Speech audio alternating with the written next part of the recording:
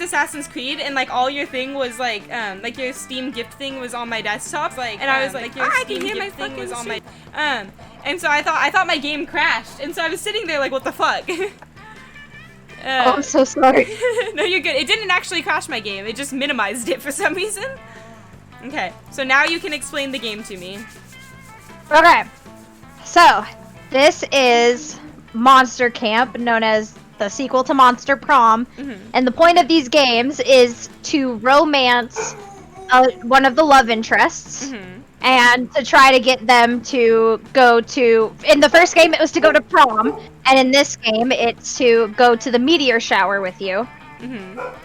And to do that you have 5 skills, and you need to like up your skills and do good in interactions with the people.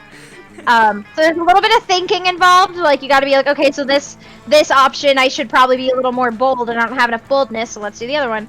It'll make sense the more we play. Okay. But yeah, that's basically it. We're just trying to date monsters. Hell yeah. Okay. So I made a game. Let me know when you're ready for the ID. Let's go. Okay, so type the ID in the Oh right, yeah. Yeah, and then I'll hide my stream so I can type it in.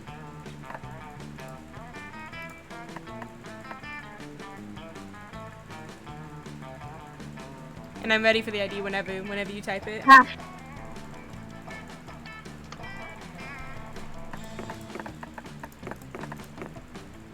Okay. Kick. Alright, ready? How do I ready? You hit your little face. Oh, I see it. I was looking at yours. Okay. I can unhide it on stream now. Oh, jeez. What are we playing?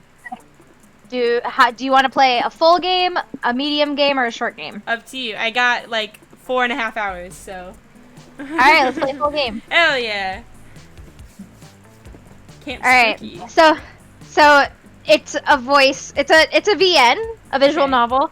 So we can make voices for the characters and like narrate it. That's normally what I do when I play. If I make voices, I will end up hurting my throat really, really bad. Okay. So. And we could just read them. Okay. Well, you can make voices you want. I'm not trying to stop you. I'm just saying, if I try, I will die. Camp Spooky, the stage of some of our dearest summers. Back then, we were young and unafraid. With school far away, everything seemed possible as the sun embraced us on our way to camp. Summer has that distinct power, doesn't it? You live for the days while the nights inebriate you with possibilities. It's like life could take a turn at every corner. And for us, it did. Ooh, and so now we pick our character. Oh wait, no wait. I want to be the girl with the cool hair. How do I? The Frankenstein girl? Yes. Hold on, I pick first, so I'll be Fire Girl then. Fine.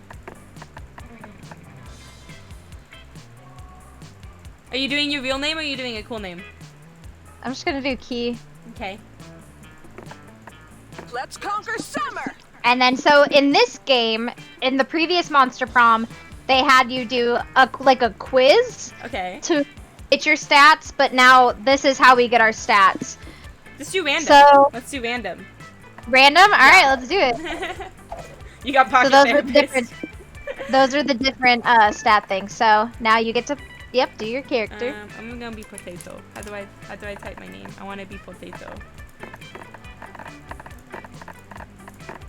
Wait, I gotta do. Wait, it didn't put my A. We gotta do Potato 0. Okay. Let's go. Let's go. Random.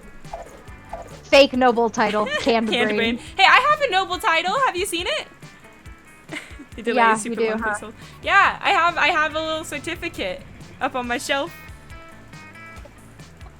One might say that the Monster Prom had hardened us on the highs and the lows of love. But no, in love we're always absolute beginners.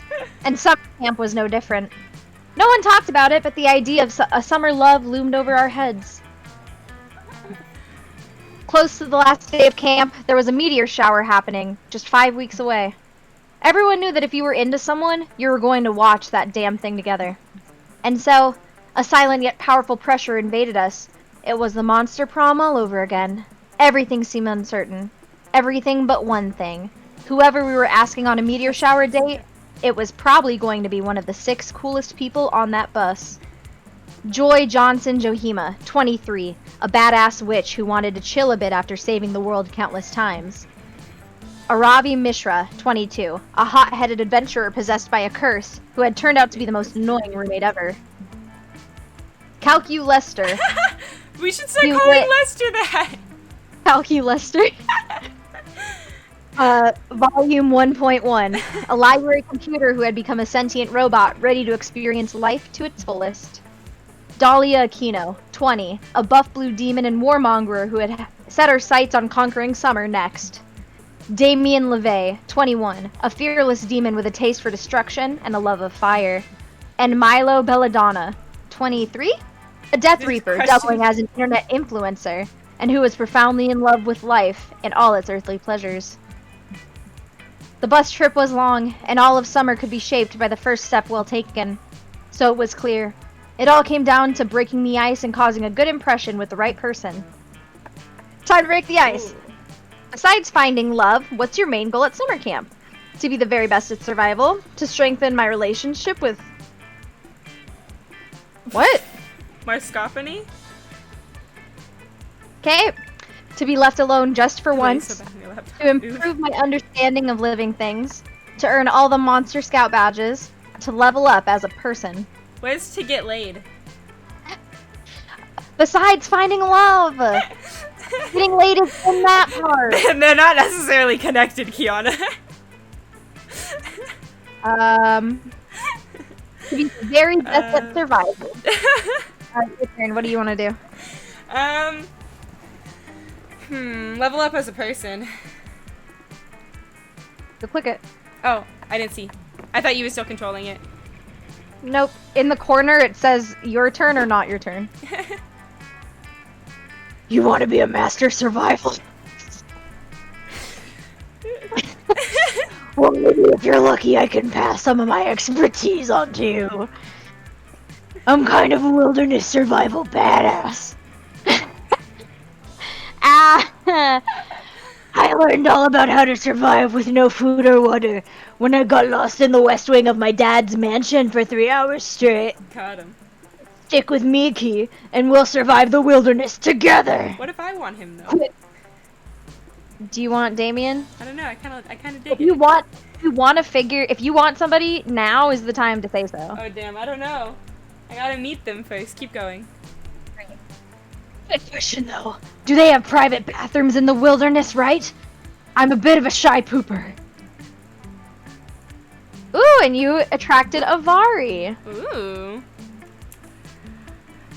I don't know, Epic. If I said that to somebody, if I'm I really said that hoping to somebody, increase my individual skill levels I'd be and hitting on interpersonal them. communication this summer. Self-improvement is a constant process. What are you looking at me for? The only thing I'm gonna increase this summer is amount of bagels eaten. Me. Well, Potato, at least you and I are on the same page. We should work on leveling our casual conversation stats together once we get to camp. Oh, I'm not good at casual conversation.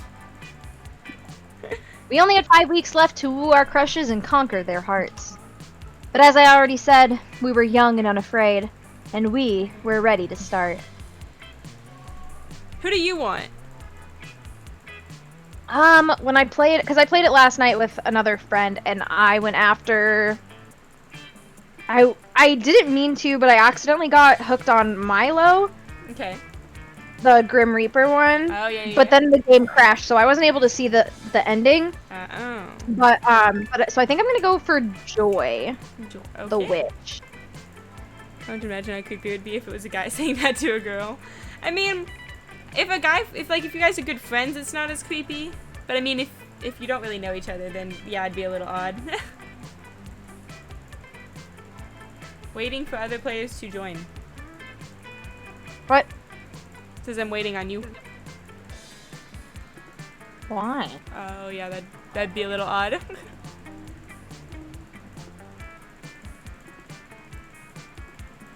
There we go. Gotta crush this.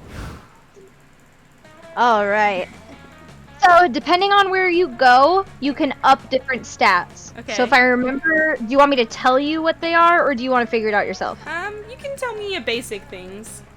Okay, so if you go to the Scout HQ, you get creativity. If you go to the Manor, you get boldness. If you go to the Camp Dome, you get charm. If you go to the lake, you get fun. And if you go to the woods, you get smarts. So right now, my smallest is fun, so I'm going to go to the lake.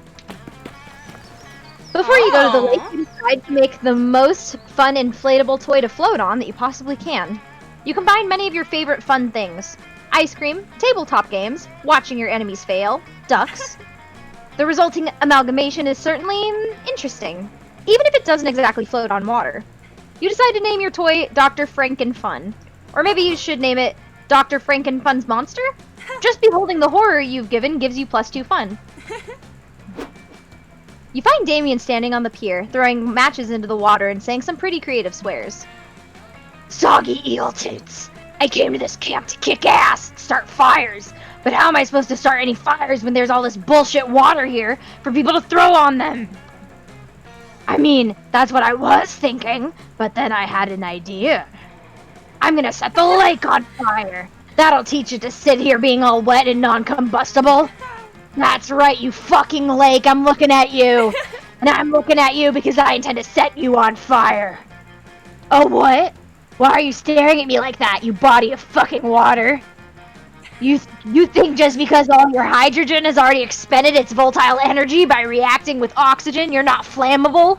Well, you're right. You see what I'm up against here, Key? But I can't give up hope. After all, Rome wasn't burned down in a day. It took a lot of barbarians and a long time to do it. Hey, yeah, all I really need is a little help. I know this is a pretty intimate request, but, would you help me set this lake on fire? Oh. You thought he'd never ask, and luckily you've got the perfect plan. Isn't your head, like, on fire? Okay, so I can kill 300 Vikings, so you can have 300 Viking funerals at once, or I can humiliate the lake with the sickest burn of all time. So, depending on what my stats are, the outcome of either of these can be different. Okay. So, trying to think. I feel like my best bet, because this one can either be creativity or boldness.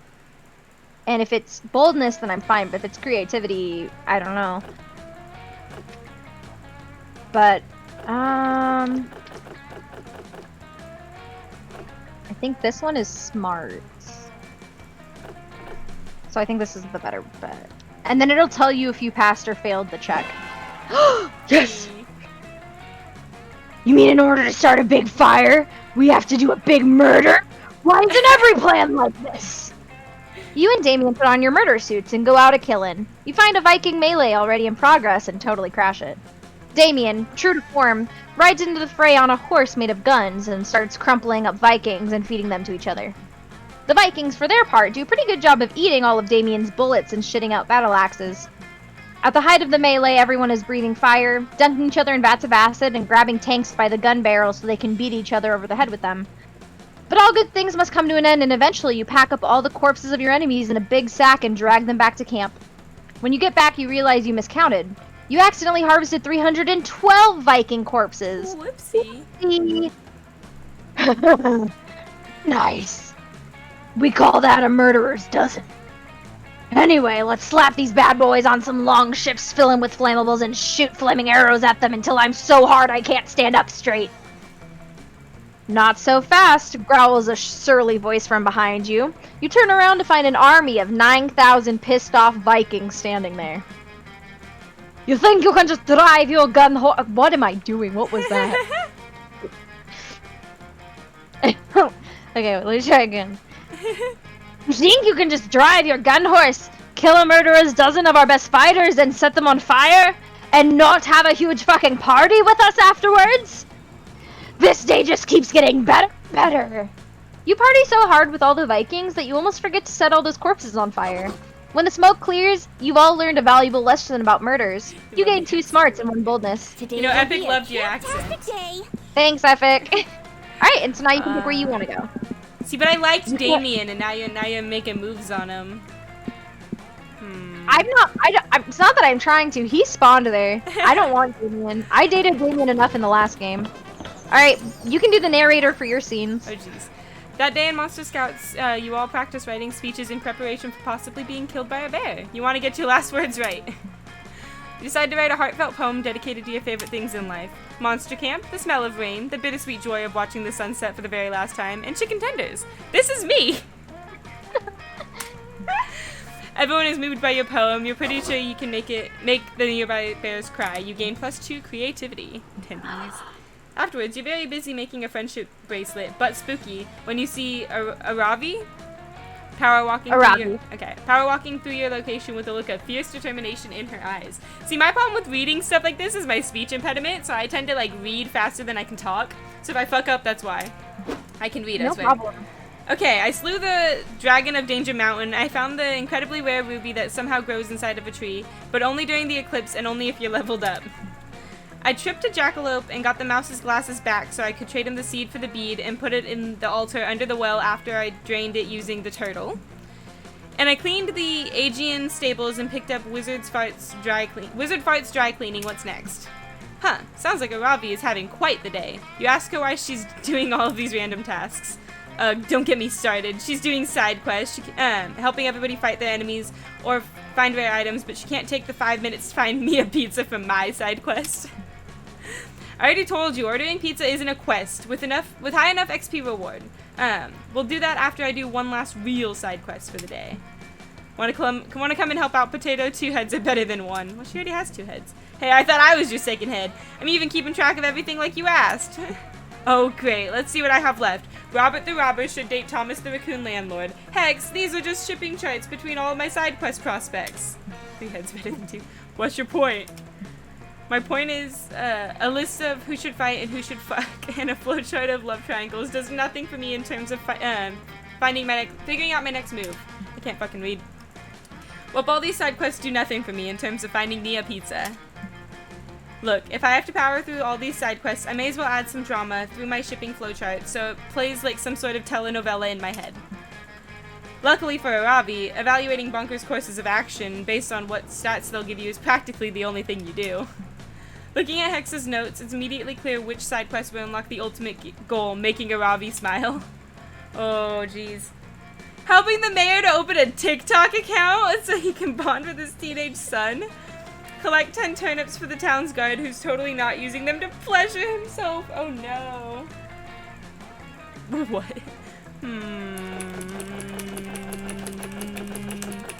Which one do we think, Epic? This game has no chill. No, it's a dating sim. I'm kind of leaning towards the turnips.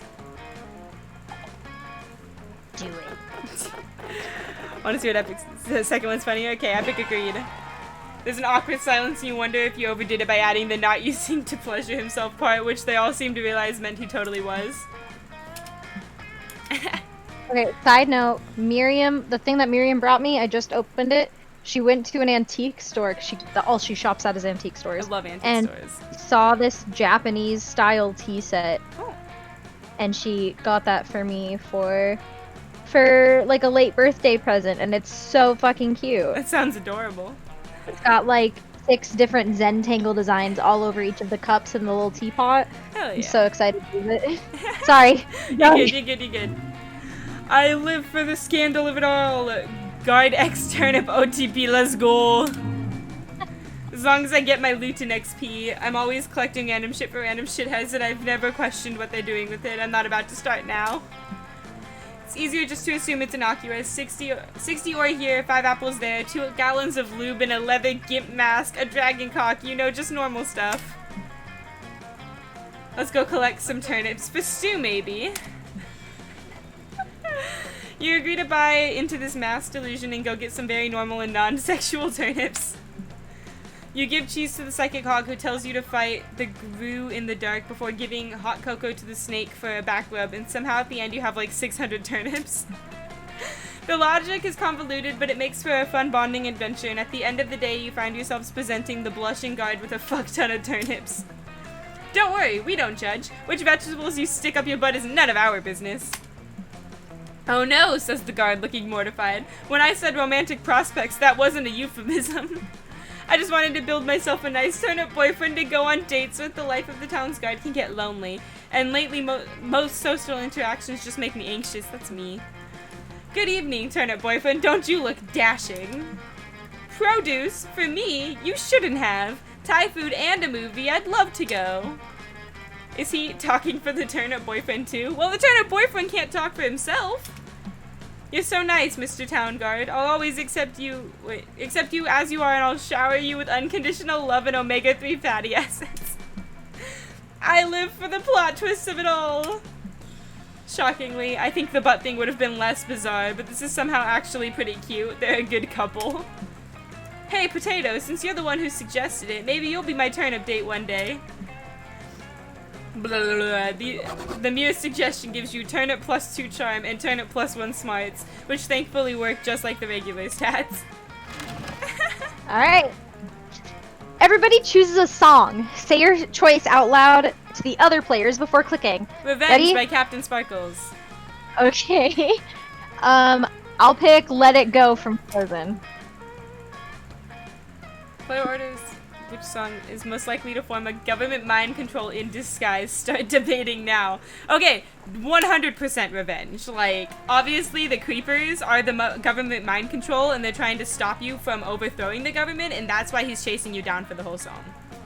That's valid, but did you also consider that Disney actually has a control on us as a people? And if Disney wanted to, they could fucking rule the world just with children singing Elsa songs. Okay, but also Minecraft is more important than Disney. It's matter. Minecraft's more agree. Minecraft is more important than Disney. The fact is that Disney is more powerful than Minecraft.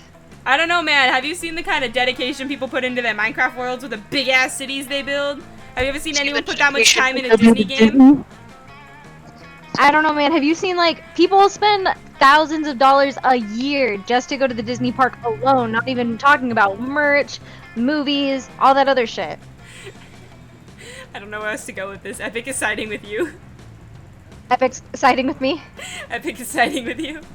Alright. Hit me for first, and then you for second. I'll hit you, sure. Please hit me. I beg Microsoft you. owns Minecraft. Yeah, but Disney's still bigger than Microsoft, to be Make fair. some space. Microsoft has big computers.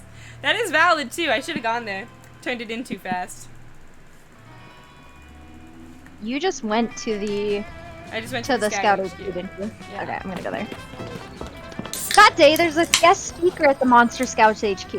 She's a Were-Eagle Monster Scout here to tell you all about the advancing through the levels. Wait, one Her second, speech is one second. surprisingly- You never, this drawing of the dog on the screen is making me remember. I sent you a picture of my drawing of Thor and you left me on red.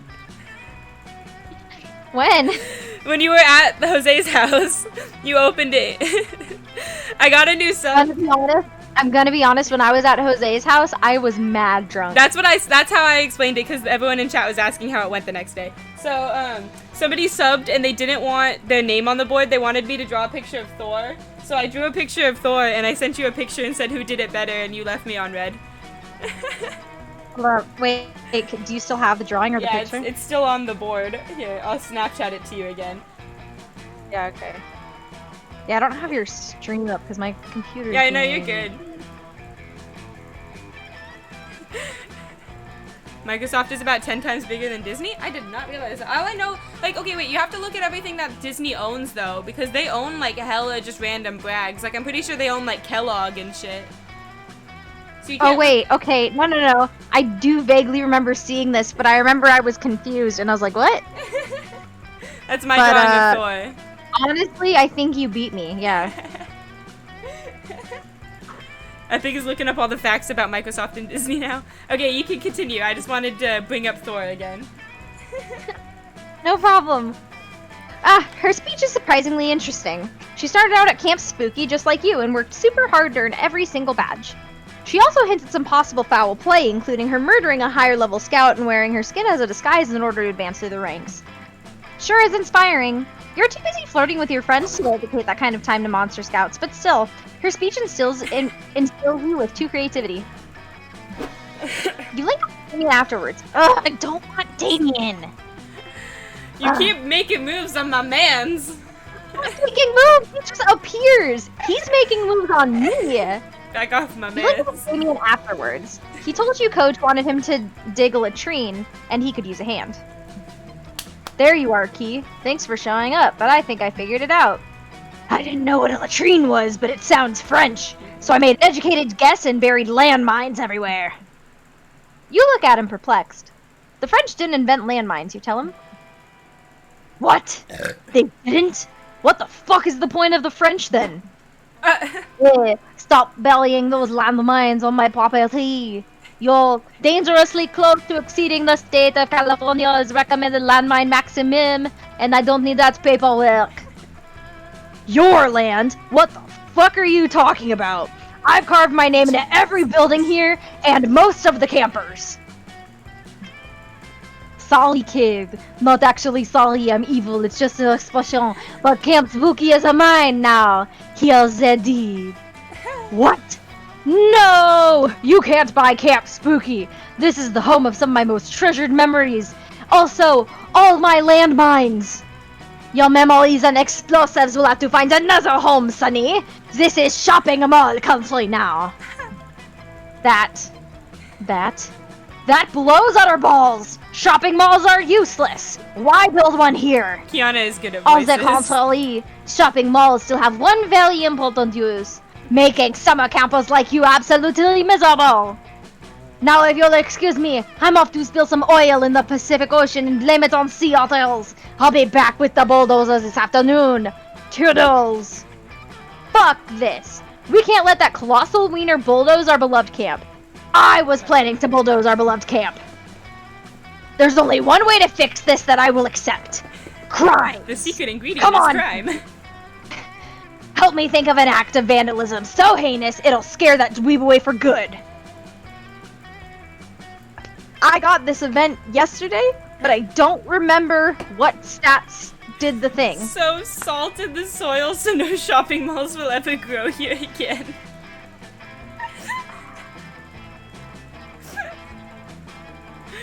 I think. So I know what happens if you pass the top one, but I think the bottom one I have a better chance of getting. Gotta mix it up. Yes. What the fuck are you talking about? Shopping malls aren't grown. They're built by construction workers with rad hammers. Poor naive Damien. He's lived such a sheltered life as Hell's royalty, he doesn't understand how the real world works. You sit him down with a nature program on shopping mall construction to set him straight. No, look, see? They're digging a foundation and pouring concrete. So that the shopping mall seeds will be protected during the delicate early stages of their life cycle. Huh. Damien's entranced by the documentary. It's like he's never seen a shopping mall being grown before. Wow, I never knew building a mall required so many bees, or so many teen corpses to use as fertilizer. Oh, that voice is not sustainable. And I always assumed people took selfies at the mall because of vanity. I never realized it was part of the delicate cycle of photosynthesis, which keeps the building alive. What's the purpose of all the highways people are always building towards malls, though? What does that have to do with ecology? You patiently explain that in order for a mall to grow up healthy, it absolutely must have a strong root structure. Wow, you really know a lot about nature, Key. That's so cool. Anyway, let's put salt everywhere so nature can go fuck itself. Fuck The next nature. day. I am back. Hope everyone was at eviction pants because Haha! Fuck you, money dick! We poured salt everywhere so there's nowhere for your dumb mall to grow. Curses! Why'd they have to go and make that damn nature documentary? Now everyone knows the shopping mall's one true weakness. Shopping malls are a dying breed in this country, and it's because of monsters like you. You've beat me this time, but you haven't heard the last of me. Yeah, get fucked. Man, all that salting made me thirsty. Want to go back to camp and grab a beer? I'm only 20. Hell yeah, you do. And all that salting made you thirsty in another way, too. You gained 2 boldness and 1 charm. Kiana's making moves on my mans. Day. I don't want him. I want literally anybody but him. Glad you're streaming this game. It's such a fantastic laugh. Yeah, it's fucking hilarious. I loved the original game. It was my favorite game for a long time. Well, we can play it sometime. I'll get it. At some point. Dude, no, this game has hella replay value. We'll be fine with okay, just cool. one for now. I'm playing Phasmophobia now, if you couldn't tell. That day, you venture into the haunted manor. Everything's going fine, and you're reassured on how brave you are. When suddenly a ghost, or is it just somebody wearing a blanket with 2 holes, so hard to tell the difference, appears and whispers in your ear. Remember one day you will be long gone and no one will remember you. All the struggle you endure to become a better version of yourself both personally and professionally will eventually mean nothing. Fucking got him. The ghost leaves while you take that in, gaining +2 boldness in the process. Damn. You're wandering around the camp hoping you'll bump into a Ravi, but not in the creepy stalker way. Why is a Ravi always around me? Clearly this isn't Phasma because Ryan isn't yelling at you. True. Kiana's gotta start yelling at me. We watch it fly. Yep, watching it. It sure goes in the air, just like all kites. Hey, Potato, come over here and tell a Ravi how cool flying this kite is. You don't know if you want to do that because she clearly doesn't think so and you're not in the business of contradicting hot people. Me. But just get a more holistic sense of what's going on. You ask a Ravi what's going on holistically. To make our symbiotic relationship as adventurer and curse attached to that adventurer more tolerable, we've created a schedule where we alternate doing things we like. So on some days, I get to do awesome stuff like raiding dungeons and fighting trolls and delivering absurd objects to absurd people. And then on some days, I get to chill at home watching TV and eating pizza and chips and candy. Just kill Kate again. That seemed to get her to yell at you. True, that did make Kiana quite angry at me. And Hex likes to pick up different hobbies they see on TV and forget about them in a day or 2. Hey, I do not. Then why do I have half-finished scarves, decoupage, pot holders, friendship bracelets, and a taxidermied rabbit in my skeleton? I'm gonna finish all of those. I just haven't had time yet because of all the eating junk food and watching TV. Hex saw kite flying on some TV show and insisted that we try their activity today. So here I am, forced to endure the world's most boring hobby of throwing paper on a string in the sky or else forfeit my next dungeon crawl. Yes, in her skeleton. You read it right, Epic. A Ravi can't pull the plug on Hex's kite flying without some serious consequences, but you can't let a Ravi just be bored. That's not how love works, so you have the answer. A Ravi loves upgrading all her gear with magic and whatnot. Upgrade the kite by tying some blades to it and see what happens. Enter and conquer the scene of hardcore hyper-competitive kite flying. I don't know, I like blades, but this one's in all caps. Perfect logic. Hey, man. You like violence? Okay, well, they both kind of feel violent. The blades is fun, though. Ari's violent. We'll tie some blades to it. Fuck, I'm not smart. I'm no kite expert, but wouldn't tying blades to it make it impossible for the kite to fulfill its actual purpose, which is to fly? No, you say, in a stunning counter-argument. Yes. Well, you can't argue with that. This is probably another one of Potato's trademarks. Horny schemes to impress a campmate because horny?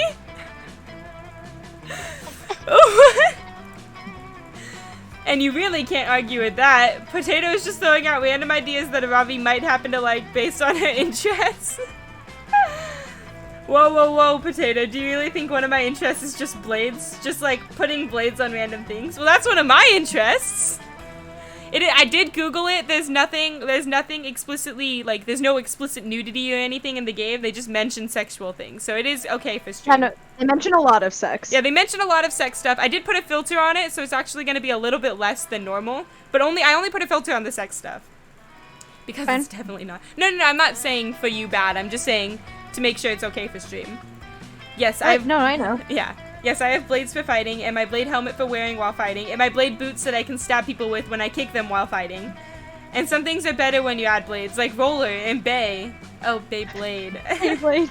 My first thought was Beyonce, and I was just like, that doesn't make sense. Yes, the famous knife Beyonce. But kites, absolutely not. Hex and Ravi leave to go do knife macrame, leaving you alone with nothing but a pocket full of knives and broken dreams. You lose +2 charm. You lose -2 charm and -1 fun. Unfortunate. Everybody chooses an object. Say your choice out loud to the other players before clicking. Love. Love's not an object. Yes, it is. Love? No, glove. Oh, with a G. I was like, love is not. Yeah, I'll pick sword. Epic knows me. I'll pick sword. Alright, love and sword. Love and sword. Glove and sword. Oh, I have to enter. Decided Player orders Wait. that the chosen object will no longer be relevant to society in 100 years. Gloves, because global warming, it's not going to be cold outside. Okay, first of all, I love you. I just want you to know that before I dig into you. Second of all, okay, you know what? This is a stupid game with stupid logic, so yeah, you know what? Because when will swords never be irrelevant?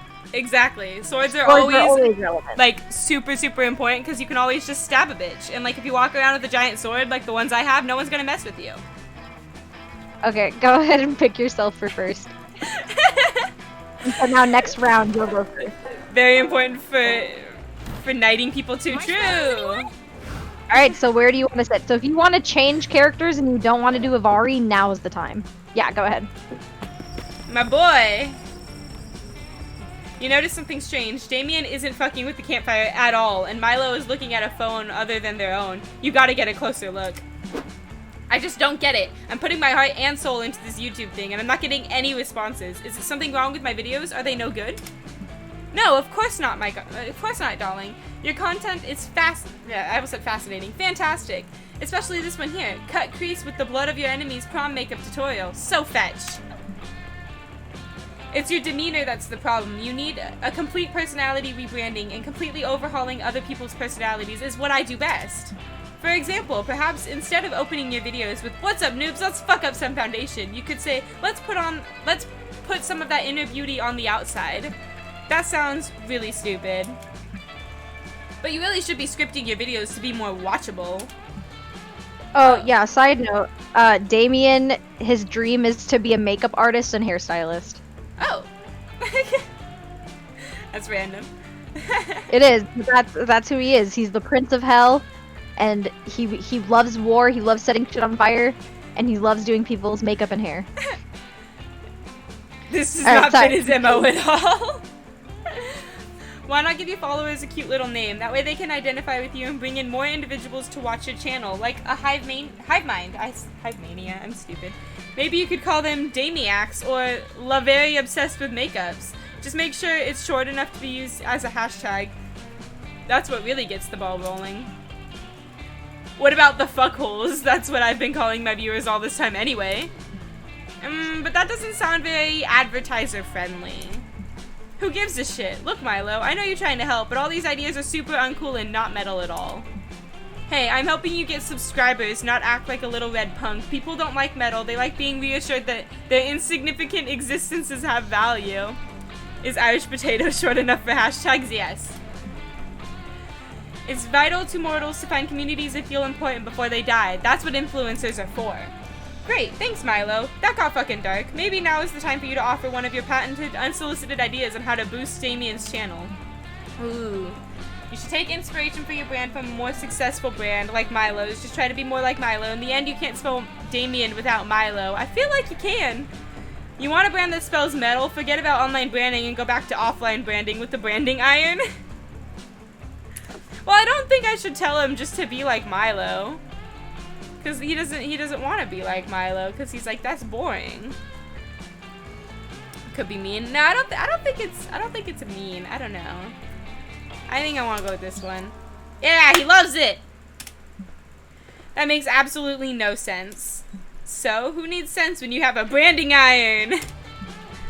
But that won't do anything for your YouTube channel at all. It's not as if you can physically brand subscribers who only connect with you digitally.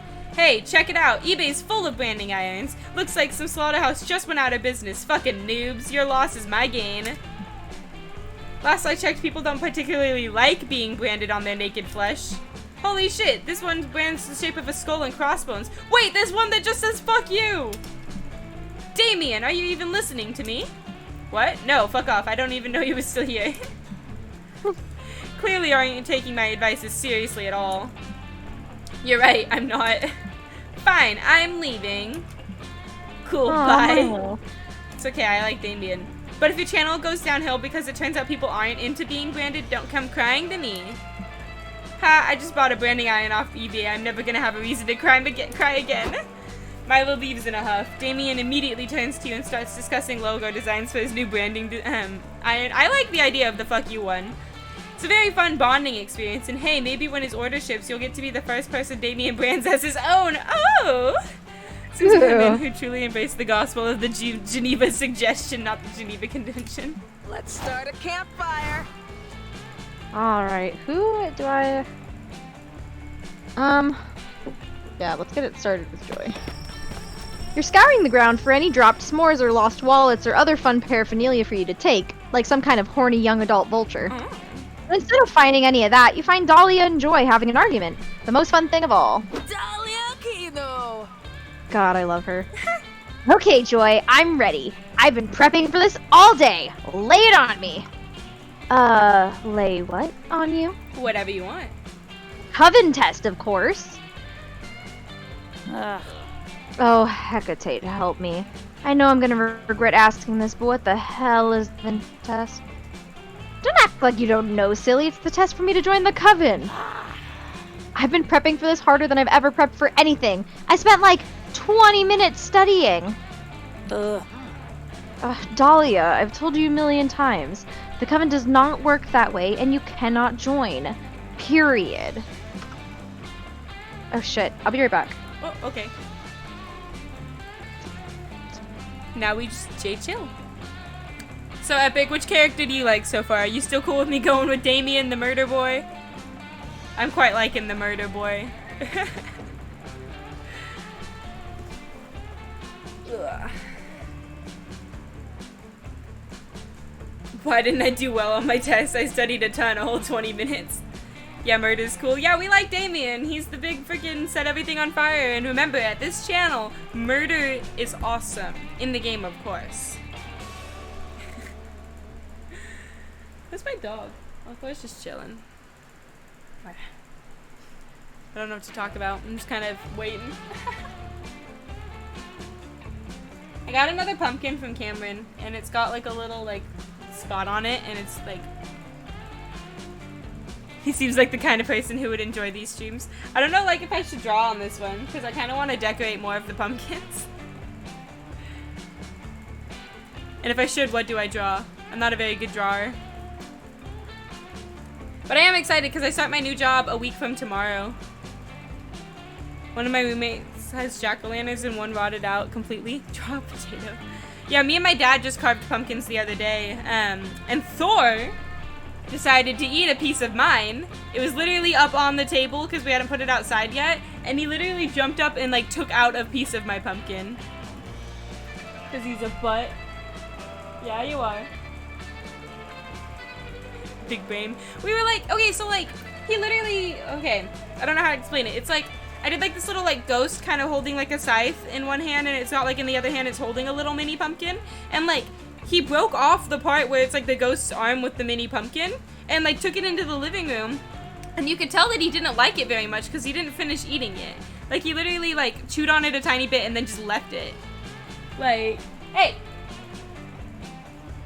He's licking himself back there. Hey Thor, come here. Come here. Come here. He's just chilling on my Minecraft pillow. He loves that Minecraft body pillow I have. Come here. Come here. He doesn't want to come over. Come here. What if I give you a chip? You want a chip? He wants a chip. Want a chip?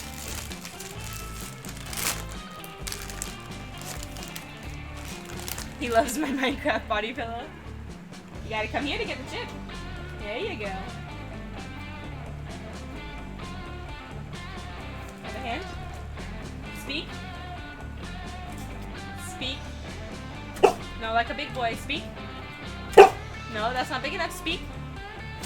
Speak. Speak. There you go.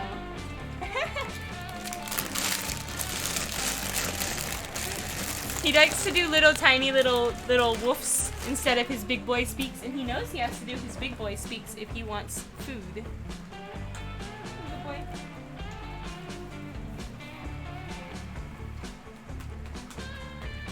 And roommate's dog just started freaking out. I'm guessing your volume might have been up too loud. You made another dog mad. Are you proud of yourself?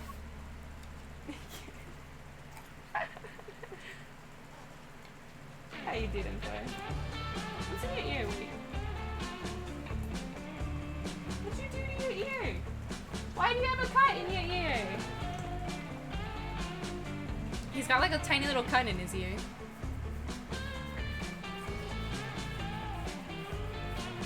Wonder where Kiana went. Just kind of chilling.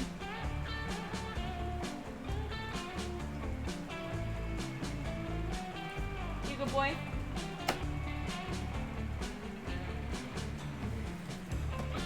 The other funniest things about streams, like I'll go walk off to do something and it'll be like, oh, let me mute myself real quick.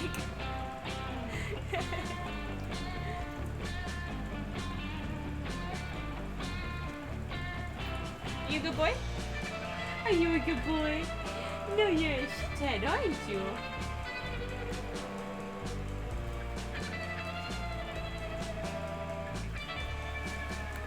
Ugh. Well, I guess while we wait, I could open up the clicker game. There's Clicker Heroes. Forgot the alphabet for a second. C comes after A. Clicker game. Why do I just see that you opened Clicker Heroes? I was gonna play Clicker Heroes while I waited for you, but you came back. Sorry. Oh, you're good. Alright. You almost had me there, Joy, but I know better. This is the final part of the test where you test my will and resilience in the face of adversity. You're seeing if I'll stay in the game by making me believe that there is no game. But I know your tricks. I won't fall for it. You are not in the coven. Oh. Damn it! I am not trying to trick you. There is no such thing as a coven test. Oh, really? Then how do you explain this letter I received stating that I've made it to the very exclusive final stage of the coven test? What? Give me that! Dahlia? You obviously wrote this letter yourself.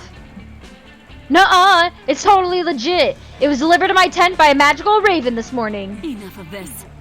Then why is it addressed to Dahlia Aquino, buffest blue babe of all? And also you misspelled Joy.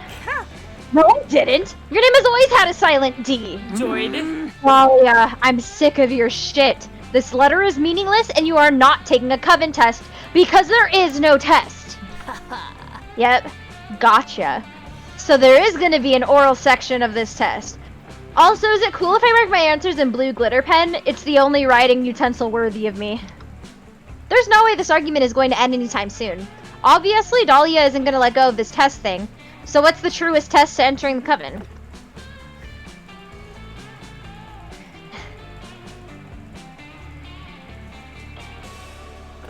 Oh, man. We didn't.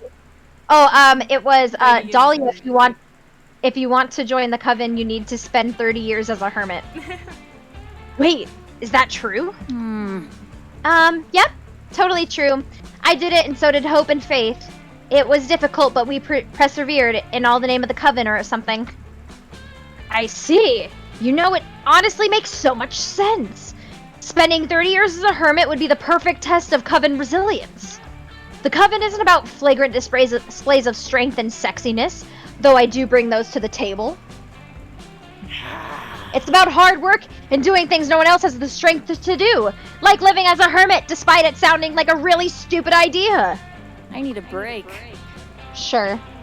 Gotta go. Well then, I won't let you down, Joy. I'll be the best damn hermit this coven has ever seen. See you in 30 years. Not bad. Well, that worked out nicely. Thanks, Keith. I really appreciate your help. What are friends for if not for lying to your other friends? You enjoy spend the next couple of hours laughing and talking. Before you know it, it's almost sunrise. Hey guys, I'm back! Wow, I can't believe how young you guys look. These past 3 decades have been really good to you.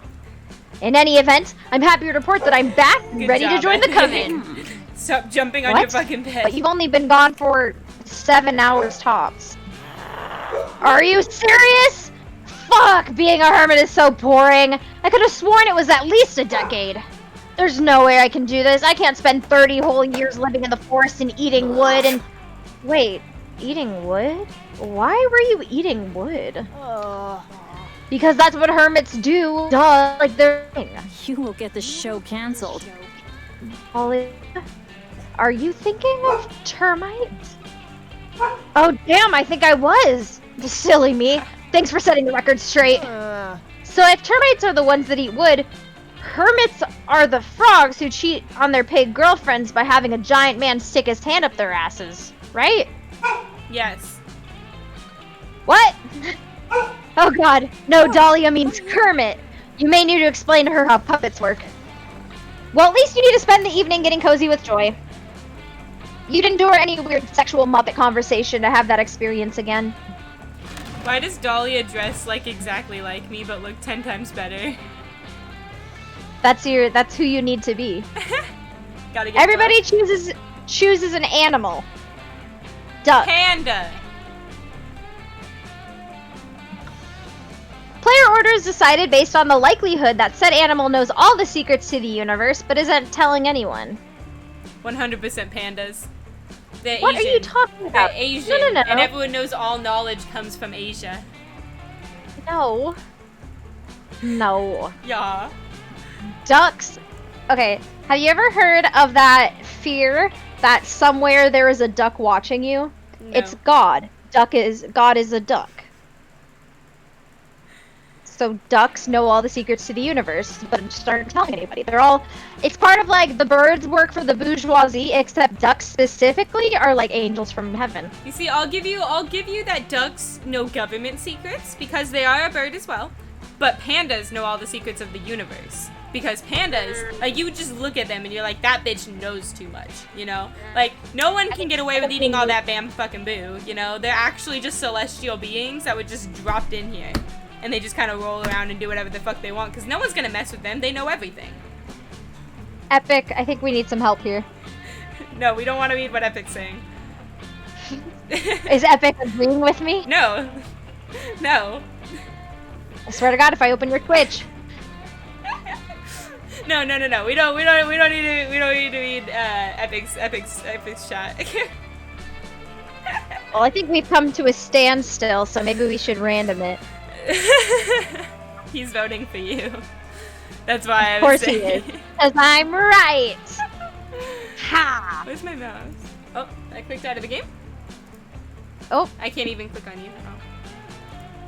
Well, no, because I was the last one to go, so it's my turn. Then Yes, vote. Epic, thank you. It is a duck. I was waiting for you! You said you clicked out! Alright, week 2. So many choices. As soon as the Already round looked started, he forward. said duck, no hesitation, it's a duck. Thank you, Epic. You know me. You know the truth. It's a typical bloody Campdown battle royale. While you're hiding to catch a breath, a severed fist flies through the air and lands in your lap. You unfold it. The fist was holding a tarnished silver locket containing the photo of a loved one, likely waiting for the hand's former owner to return home safely. You toss that behind you and also find a crumpled up coupon redeemable for 2 charm at Pedro's Pastrami Paradise. Oh. Rad! Thanks, Mysterious Hand. Another day at Camp Spooky, another spooky adventure. Today you're all about that water sports life, but the actual kind.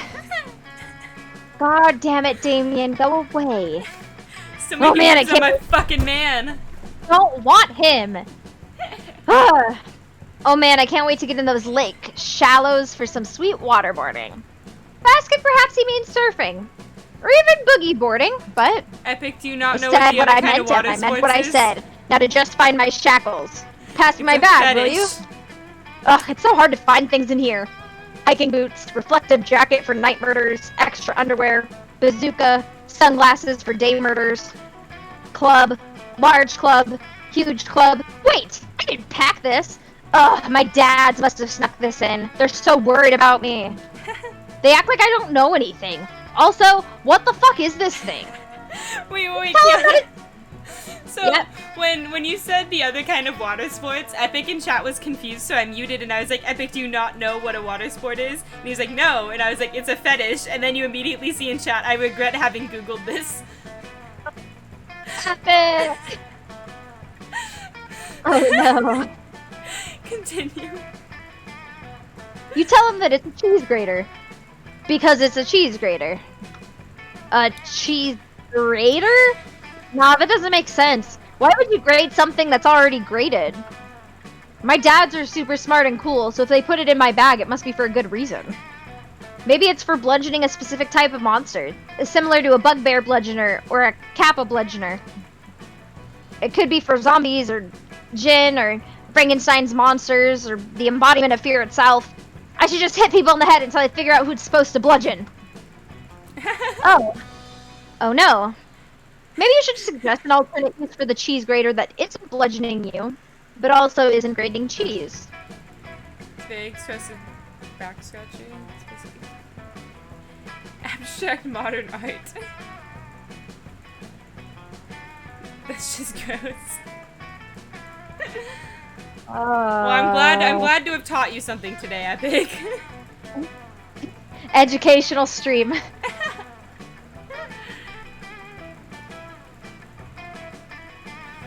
Why did you know?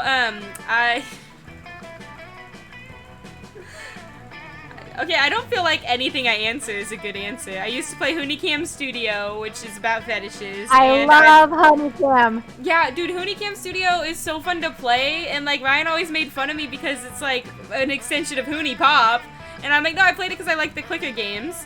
And then yeah, no, I love fucking like resource management games. Yeah, exactly. And then I also watched this Netflix. But also, I love show. Honey Pop. True. There's also this Netflix original show called Bonding. I love Bonding! Yeah, and it's in there. Yeah.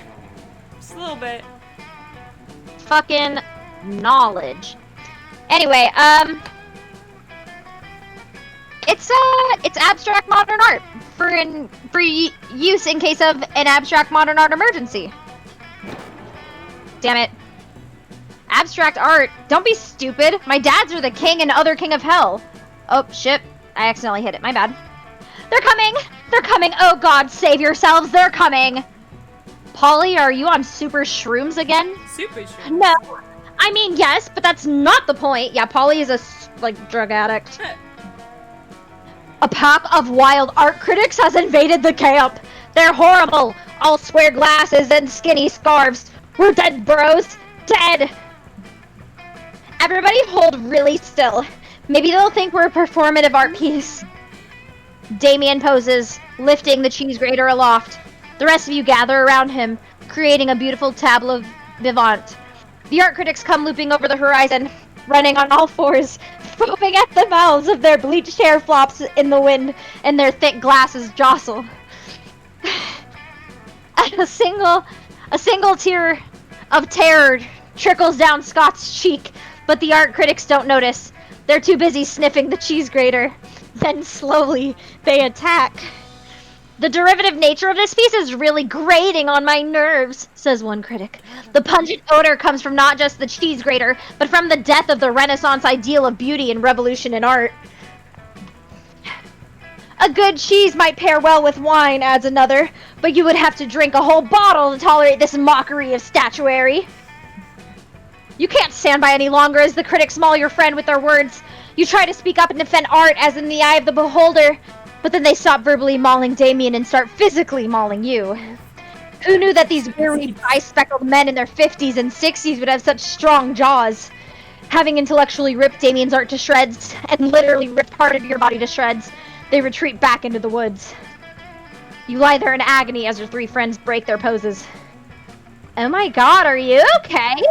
Damien, I heard those horrible critics said. That must have been crushing. I'm devastated. I've always wanted to be a modern artist ever since 5 minutes ago when people said I was bad at modern art, and now it's the only thing I want to do because they said I can't. I just feel so lost and directionless. What will I do if I can't fulfill my dream of becoming an abstract artist that I only now just dreamed?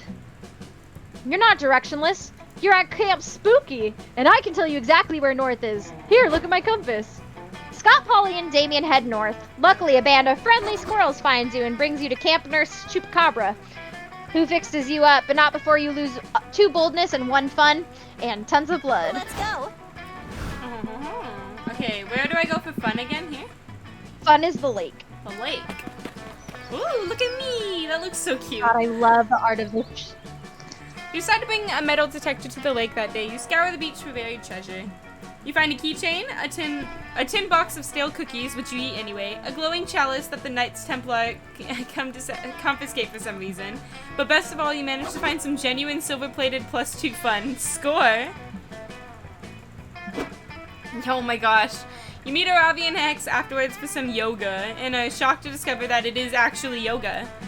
Getting to get dinner with a friend, you're gonna have to watch this VOD later because it's too good. I'll upload it on YouTube too. Thanks for hanging out, Epic. Namaste, Potato. I saw a 2-minute yoga video on Instagram and I am obsessed. Did you know it involves breathing? How exotic. At first I was pissed at Hex for making me do this, but I'm actually super into it. I'm gonna get so fucking relaxed my head will explode. Did somebody say sausages? No, nobody said sausages. It's okay, Scott. One of these days somebody will have said sausages and they'll be sorry. Thanks, Polly. And if you guys aren't talking about sausages, what are you doing? We're doing yoga. I even found a pose that's perfect for you. It's called Upward Facing Dog. Oh, we know all about Up Dog and its evil twin, Downward Facing Dog. We're yoga masters. With an S. Really? You guys know about yoga? Is that why you're so relaxed all the time? Yep, that's why I'm so relaxed all the time and for no other reason. We've discovered yoga a while back and found it kinda underwhelming. But we stuck with it and made it better, and now we can proudly say that we're the best yogists in the world. Psst, Polly, I think it's Yogazoids. Come on, no way are you guys yoga experts. You're right, because we're yoga masters, duh. And no one's gonna beat our yoga high score. High score, you say? 200,000 yoga points in a single session. It's unbeatable. No, nothing is unbeatable. I just need the right strategy. But what is it? Oh jeez. Yoga pants are all well and good, but to be a true Yogazoid, you'll need a set of legendary yoga armor. The key to yoga is the sequence of poses, specifically up dog, down dog, left dog, right dog, right dog, B dog, A dog, start. This is about Xbox glitches. The Konami code. Fuck, I'm not chiming. Are you sure? I've never heard of left dog before. That's because it's a secret technique, you assure her. It involves lying on your left side and sticking your whole fist in your mouth. That sounds just crazy enough to work. I agree with every part of that sentence up through the word crazy. Glad we're on the same page, Hex. Here I go. Aravi begins the sequence, but when she gets left dog, she predictably gets her fist stuck in her mouth and starts choking on it. What the fuck just happened? She's choking. She's gonna die. Oh shit, is dying bad? I can't remember. No, she can't die. I'm not going back to jail. You've been to jail? No, I panicked and said the wrong thing. I swear. Should I go to jail so I won't be a liar? There's no time, Scott. Aravi's dying and it's all Potato's fault. Oh no. Oh god, I don't want to possess a dead body. They never do anything fun. Somebody do something! Just as panicked as everyone else, you attempt to solve this problem the only way you know how, by lying on your left side and sticking your whole fist in your mouth. You are now choking on your own fist. Aravi sees how dumb you look and spits her own fist out in disgust. Ugh, I can't believe I took yoga advice from a person who chokes on her own fist. You know what? Yoga's dumb anyway. Come on, Hex. Let's go break all the posts in the stranger's house. All the pots in the stranger's house. Should we help her? Yeah, definitely. Great. I'm glad we cleared that up. I wasn't sure. The two of them stand there until somebody who's not high/an idiot comes to rescue you. Unfortunately, they're unable to rescue your -2 smarts and -1 creativity. Bro, my stats are going down the fucking drain. Everybody choose an animal. Panda. I pick Thor. You pick Thor, you've already lost.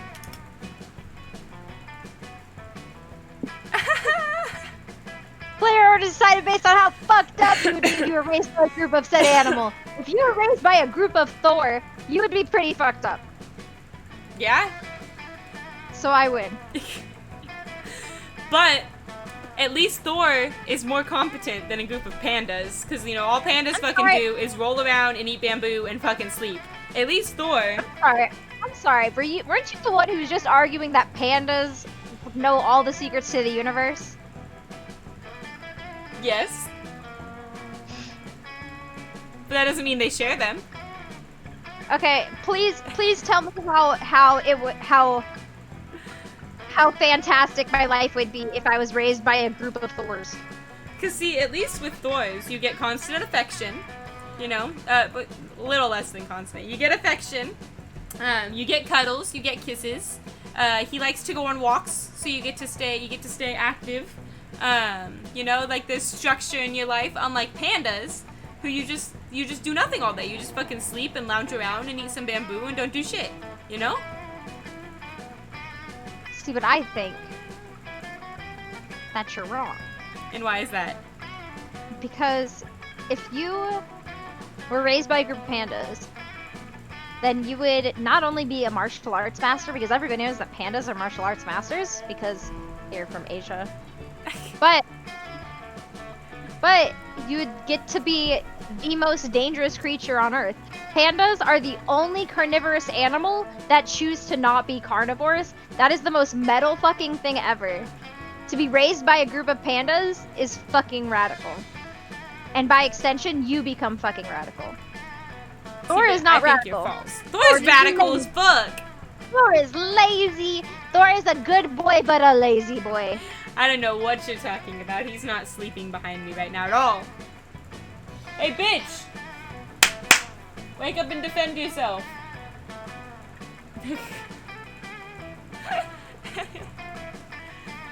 Okay, fine. We can always do random. Wherever I go, it'll be a blast. So you don't have to admit, just accept defeat. Or, outright defeat. What am I doing? I need fun.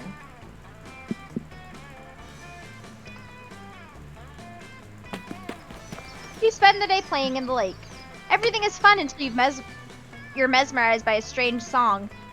It's the sirens. They try to lure you with their beautiful chants, but you know better and challenge them to a riff-off. They kick your ass, but you all definitely have a lot of fun. More specifically, too fun. You and Damien are lounging together, having a surprisingly chill time reading comic books. This is going to sound crazy, but can you pass me that one that doesn't have someone putting his fist through someone else on the cover? Loser. Oh my god! She's hot! Okay. Wait, what's this now? You're going to read actual words that might describe something other than punching? Ha! What? No, who said that? I was just asking for the one without someone punching so that I could eat it. Obviously. Uh-huh, right. What'd I say, Dahlia? I told you he's getting soft. But not so soft that you won't still come sand strangling and ocean kicking with us tonight, right? My biceps are ready to choke that sand right out. And I got special boots made with spikes on the bottom and the sides and the top so I can really show those waves who's boss. Well, that does sound great, but, Speaking of the ocean, I was actually going to watch this documentary on dolphins tonight. I'm making popcorn and baking dolphin-shaped cookies if you want to join. You've changed, Damien. It's no wonder the wildfire hasn't appeared to you yet. What do you mean? I know you've been on the hunt for the elusive wildfire, and I know it's thus far eluded you, and I also know why. Unworthy. The wildfire only appears to those who are badass enough to be worthy of its unbridled glory and untamed majesty. One is ready for Dahlia. It's true. I was just in the woods one day playing with matches, and suddenly out of nowhere, the wildfire just appeared. It was one of the most magical moments of my life. There's nothing like seeing a wildfire out in its natural habitat. That was pathetic. Huh. Maddie, you'll never see it. Face it, Damien, you're just not metal anymore. Not metal? Not metal? I'll show them who's not metal, or I'll show them who is metal. It's me. I'm still metal. Now to prove it by becoming worthy of the wildfire. But how? Kind of and on a skateboard. Perform the sickest skateboard trick, escaping from a tank of water while chained and on a skateboard. Fucking metal. The chains are gonna be metal. The top of the water tank will be metal, I guess. The wheels of the skateboard? Are those metal? Who cares? Point is, lots of metal, and I'll be the metalist of all. In fact, let's find even more metal. I'm gonna have tuning fork in each hand when you chain me. No, wait, a tuning fork in one hand and a regular fork in the other. Got it. I think there's a metal suit of armor in the haunted manor. I could wear that too. You managed to convince Damien not to put on a heavy suit of armor before you lock him in a tank full of water, which is good, because you can't smooch him if he drowns. Hey. I mean, I guess you could, but you're not really into that, so it's better if he survives. You find a water tank, put a skateboard at the bottom, chain Damien up, and then throw him in so that he sinks it onto the skateboard. But because he is, as he claims, super metal, it doesn't take Damien long at all to break out of the water tank with a kick-ass flip. He skateboards down the side of the water tank, doing one-armed handstand on the board. He does a double somersault in the air, hitting the tuning fork with the regular fork to create a beautiful and magical pitch as he lands right side up on the skateboard. Damien style, baby. Wildfire, come at me, bro. Silly Damien, you can't call the wildfire. It appears to you when you're worthy, which you're not. Yeah, I am. I just did the sickest, most metalist skateboard trick ever. I mean, I didn't see it. If a demon does a sick-ass kickflip in the woods, but nobody is there to see it, was it still metal as fuck? Obviously, yes. Obviously not, or the wildfire would have appeared. Key saw it, ask her. Oh, Damien, we all know Key is a thirsty bitch who would say anything to get attention from you. I mean, they're not wrong, are they, Kiana? Dahlia's right, you are a thirsty bitch, Key. But you're thirsty to help me out today, and I appreciate it. Masters of survival. Let's try that again sometime soon. I know next time we can get that wildfire to show itself for real. You're not sure that the mystical wildfire actually works, but hey, if Damien wants to hang with you more, you're not going to stop him. You gain 2 fun and 1 charm. A new day, a new adventure. Does me. All of my stats are in the fucking shitter. I haven't gone to the dome yet. Oh, look at me, I'm an archer. That day at the camp dome, you all do thumb wars. That means the campers are waging a war against the Thumb Warriors, who are the supernaturally buff thumb monsters from Camp Thumb. It's surprisingly terrifying. You all were sure to lose, but thanks to your quick thinking, you hatch a plan to fight the Thumb Warriors with their greatest weakness, predators without opposable thumbs. Some may say that your team sticking a pack of rabid mountain lions on the competitors is cheating, but you prefer the term strategic. You gain 2 charm. You wind up in the dome playing a game of extreme dodgeball TM against camp rival camp. You have super weak wrists and you're afraid of bulbs, so you volunteered to guard the jail. Jail is really just a chalk square on the ground where you're keeping prisoners from the other team, but Joy, Aravi, and Damien are all on guard duty too. Hey, my boy! Your jail has 1 prisoner, but he's a doozy. It's Morty the Minotaur. He's from camp rival camp, and he's the sexiest over-sexualized half-man, half-bull you've ever seen. Wahaha! Oh my god, look at him. I may be inside your jail for now, but I'll bet I'll be inside your bodies before long. Oh no. Damn, you did not listen to whatever Morty just said. You were way too distracted by the way he slowly ran his palms over his thighs. Let's not. Shut up, Morty. We're close friends that have supported each other through countless absurd shenanigans. We outnumber you, and besides, you're way too dumb to trick us. Mwahaha. Foolish camp spooky babes. Guess it's time for me to break out the old Morty the Minotaur fuck on him. Look at, Morty the Minotaur mind fuck on him. Look at his heart assless chaps. It's a little blocked by my webcam, but he has little heart cutouts in his butt. You know, it seems like Joy's the alpha in your little group, so between Aravi and Damien, I guess Aravi's the beta, because she's way stronger than Damien. Just one bull's opinion. Hey, watch your hot mouth. How could you say that, Morty? I'm way stronger than Aravi. Ha, no chance in hell, Damien. You're scrawny demon boy with resistance to fire and no other special moves. I've taken shits that are higher tier than you are. Hey, idiots, calm down. Morty's obviously trying to pit us against each other and then escape. It happens in literally every movie, you two. Come on. Back off, Joy. And Aravi, you can eat my battle asshole. I'll wreck you and your little curse, too. What the fucking hell? What did I do? I mean, yeah, I'll fight you, but only because I think I smell some beef jerky in your pocket. Whatever. I want it on the record that I tried.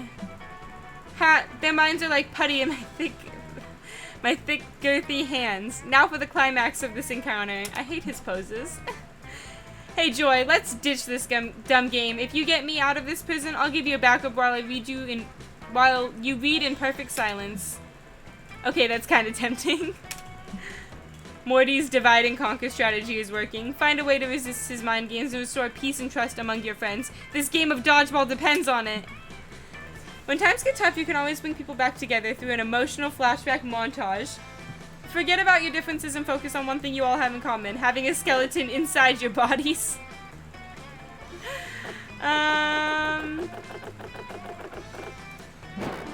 Oof. Flashbacks are a crutch, and very cliche at this point, but I guess it's the best idea we've got. I'll cast the montage spell, I guess. You all hold hands and Joey casts a spell. You enter the flashback space and you all start seeing memories of your friendship flash before your eyes. Huh. Looks like we're watching the memory of Damon helping me figure out Univertica's weakness. That was our finale from a few seasons back. Helped you? Bullshit, I was fucking coerced. Potato and Polly basically forced me into it. Speaking of shitty memories, look at this one. It's a memory of Aravi trying to fucking kill me. Remember how she was trying to kill us, and specifically me, like all the time? Whatever, Damien, get over it. That was a million years ago. And hey, Hex, why are we currently watching a memory of you stealing gold out of my wallet? I quote my hero and mentor Shaggy. It wasn't me! Hecate, help me. These memories are brutal. You guys, are we even friends? Why did I think we were friends? Also, the background music is way off for this montage. Jesus, Potato. Smooth jazz? Really? What emotion am I supposed to be feeling? Light constipation? Actually, yes, we should clearly be going with some hardcore screamo. These memories are full of intense angst, pain, and bloodshed. It just makes sense. Joy, that's dumb as hell. This is a montage. The music needs to be epic. Potato, play A Knife in the Dark. It's track 7 on the Fellowship of the Ring soundtrack. You're both wrong! The perfect montage song is Odd Future by, Uberworld. It's the opening song for my season 3 of MHA. Anime is always the answer. We should do Childish Gambino. I don't give a fuck about this montage or anything. I just really like Childish Gambino.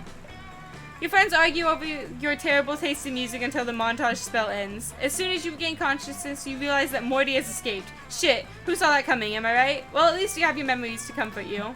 Speaking of memories, remember that time 5 seconds ago when Potato did the worst flashback montage ever? Your friends can't agree on anything, except how annoying you are and how much they hate hanging out with you. It hurts your feelings and you lose 2 charm and 1 boldness. Fuck, that was accurate to real life. Aww. Choose the color. Blue!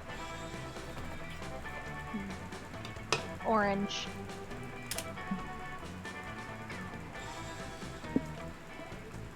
Well, orange wouldn't be that concerning. Blue would definitely be much more concerning for your tongue to just randomly turn blue. Yeah, you know what? I'm actually gonna have to agree with that because if my tongue turned blue, I would think that I'm dying. Exactly. So, you know, where orange is like close enough.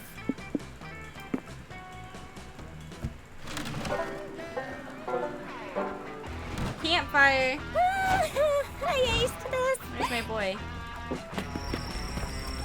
You're roasting a s'more harder than you ever roasted the time you wore neon Crocs to school when you hear what sounds like an intense negotiation. You go investigate because you're a nosy bitch. Fuck. Fine, only 1 week. I will give you a portion of the 8th circle if you do my laundry for this week. Do I get the dukedom on it? Only if you fold afterward. And if I don't fold, land but no dukedom. What if I KonMari fold it so the clothes can be more easily stored in this tight camp space? Piece of hell, dukedom, and a crown. Big crown or little crown? Little crown. Tiara? Circlet? Aw, these two are actually some pretty cute and for once non-threatening negotiations. But you bet you can help one of them get an even sweeter deal. Ooh, wait. Dahlia is the KonMari queen. She'll even separate your colors and whites. That's worth 2.5 dukedoms minimum, and make the crown a tiara.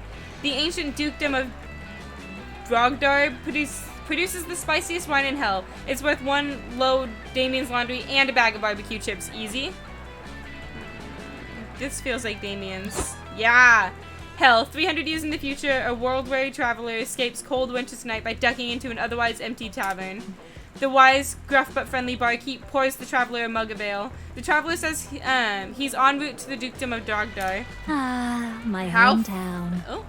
How funny, my hometown. You know, once upon a time, Drogdar was known for exclusively making the most delicious wine known to anyone in hell. A wine so spicy it would inflame the tongues of the gods themselves. Glory to Baba Dahlia Booey. the Strong. Hello, Ryan. But Drogdar's legacy was forever changed when Dahlia the Strong came to acquire it by an epic feat of cleansing, the details of which are lost to history. Yet as epic as the cleansing was, it was not enough for the fearsome former ruler. A unity of potato crisps and spices. She also had to procure the most delicious dish hell had ever seen, a unity of potato chips and spices that somehow called to mind the most charred of meats. Dukedom of Drodgar. The finest cuisine and the spiciest wine. Drodgar. There we go. An insane demand, but Drodgar's spicy wine was too tempting to resist. The ruler had no choice but to agree, and Drodgar is known for its wine and haute cuisine. My mother's old recipe. She keeps talking and I feel bad talking over her. I still know my mother's old recipe for the thinly sliced and meatily spiced potatoes. Would you like to sample it? The traveler gratefully accepts and the bartender begins to prepare the fabled meal. Meanwhile, back in the present, ugh, fine. Fair's fair. I'll get Coach to sign me out so I can grab some barbecue chips from the next town over. I'm a pro! Nice, barbecue chips. Good thinking, Potato. You can totally have a few. Also, Drodgar's wine tastes like total ass juice anyway. I definitely got the better end of the deal. You and Damien enjoy your victory, as well as some delicious chips and clean laundry. What more could you ask for? Let's start a fire. But like a campfire. Alright, let's try to get this witch bitch again. After your daily push-up, it's time for a break. You head to the campfire and find Ravi, Hex, and Joy chilling and snoring. Time. Yes. Now that I've toasted my marshmallow for exactly 128 seconds, it should be perfectly golden brown and give me a huge defense buff, so hey, where the shit is my marshmallow? Did you mean the marshmallow that you had at the end of your stick that you were holding in the fire? Because yeah, I ate that one about 127 seconds ago. God damn it, Hex! How many times do I have to tell you you're not to fuck with my stats? If I die in a raid, you're going to be out on your sorry ass. Granted, you make a good point, but here's another compelling argument. Marshmallows are so good, oh my god, marshmallow! Ha ha ha ha! You two are adorable. Watch my stream. Oh, you're streaming. Seeing you bicker reminds me of the early days of the Coven. You're bound together by fate, and even though it seems like you have nothing in common, you'll find some common ground, learn to work together, and figure out that you're stronger together than apart. Season 1. Those were the golden years. Shh, no way. I'm not team captain, Joy. I'm a lone wolf. Just look at my fangs. Aravi, wolves run in packs? I'm shocked that you don't know that because I've seen you kill like at least 4 wolves. Yeah, and I killed those wolves by myself. Trust me, I've tried every team comp possible. I've played Paladin with Light Cleric and Lore Bard. I've done 2 tanks, 2 DPS, 2 support. I've even tried a team of 6 super intelligent genetically engineered gorillas, and none of those teams could keep up with me. Huh, I get it. But I think you're underestimating teamwork. I miss Hope and Faith all the time. There wouldn't be a coven without them. Literally, a coven is at least 2 witches. And teammates can cover up for your weaknesses. Like when Dimitri tried to use his seduction pheromones on me, I might have given in, but Hope cast a stuffy nose spell on me. Yeah, but teammates can also be a huge pain in the ass. Like, what, I'm supposed to share my hard-earned green potions with you? I only have 2 in my inventory on a good day. That's why I love being a curse. It's kind of like you're on a team and solo at the same time. Like we're intertwined 24/7, but I also steal your beef jerky at will. You know exactly what this argument needs. Your unsolicited opinion. You charm in, ready to impress one of these hotties by blindly agreeing with them. A team structure allows for zany subplots. Also, you can split the cost of an Uber, saving you approximately $5.50 per ride. Whoa, is that true, Keith? If you say that it's opposite day again, I'm going to murder you. Yeah, it's totally true. You can split the cost of an Uber between a few people, which makes it a lot more affordable. No, not that. I mean, is it true that you can have zany subplots with teammates? To be honest, my mischief stat is kind of low. Don't make fun of me. I'm sensitive about it. Oh, teammates are subplot gold. Like when a wizard casts a body switch spell on Faith and Hope. In the end, just learning a valuable lesson from the experience reversed the spell. Or one time we found out Hope was actually the heir to the throne of a country. She tried to be a princess, but we accidentally teleported the whole country to another dimension. But my favorite subplot was Faith's amnesia. We went on 50 first missions to get her to join the coven, and she got her memories back when we hit her with a magic memory hammer. Dang, I gotta admit, some of these sound pretty fucking dope. I'd love to find a reason to hit Hex with a hammer. Ravi, if you're down, I would totes try out the body switching one with you right now. I've always wanted to know what it feels like to poop. Hex, that's awesome. You're a gas, right? You pass through basically any dungeon door. No keys or anything. Let's body switch. Hex and Aravi run off, trying to find the nearest rainstorm to complete their struck by lightning body switch subplot. Those two are already maximum zany. I'm happy I could inspire them to do more of what they usually do. A bunch of bullshit. By the way, thanks for backing me up, Key. I'm glad that you're a fan of teamwork. Oh. Because I make a pretty powerful duo, if you know what I mean. And in case you don't know what I mean, I'm saying that I'm considering you as a romantic possibility. I like that she says it. That's just a step away from romantic reality. You blush and spend a few hours practicing Team Rocket style catchphrases, Joy. Yes. Bring out your flasks. Ow! If I lower Ryan, then it covers the chat. Sorry, continue. Oh wait, is it your turn? Yeah, it's your turn. Oh, it's my turn. Ah, welcome, welcome. You new here? Don't fret. Let me explain how this works. I will prepare you a drink. The drink of the day. If I put it on the other side, it covers stuff at another point in the game, Ryan. My stats end up showing up here anyway, like they switch, and so you end up seeing both of our stats eventually. Like, normally mine's on the bottom, and so like you end up seeing both of our stats. You may choose to drink that one. Huh? Whoever's first, their stats are on top, so when we switch for rounds, the first player goes on top. Yeah, so and right like, now you are first player. That's what I'm saying. So I'm like, eventually you can see both of our stats. It's just it cuts off the little one in the bottom one. But if you're not interested, you're lucky. There's a mystery box with a second option. It could be better, it could be worse, but the thing is for sure, it will be mysterious. And these drinks, look, choose whatever you want, but I'm not responsible for whatever you put in your mouth. I'm a wizard in training. For you to test my concoctions is somewhere between kind and reckless. So, get ready and good luck. I want the mysterious one. No idea if I got the recipe right. Want to try it? Otherwise, you always have the mystery box. I want the mystery box. Right away, I want the mystery box. Manhattan. The mystery box. So bold of you. Hope you're happy with it. No refunds. Oh, look at him.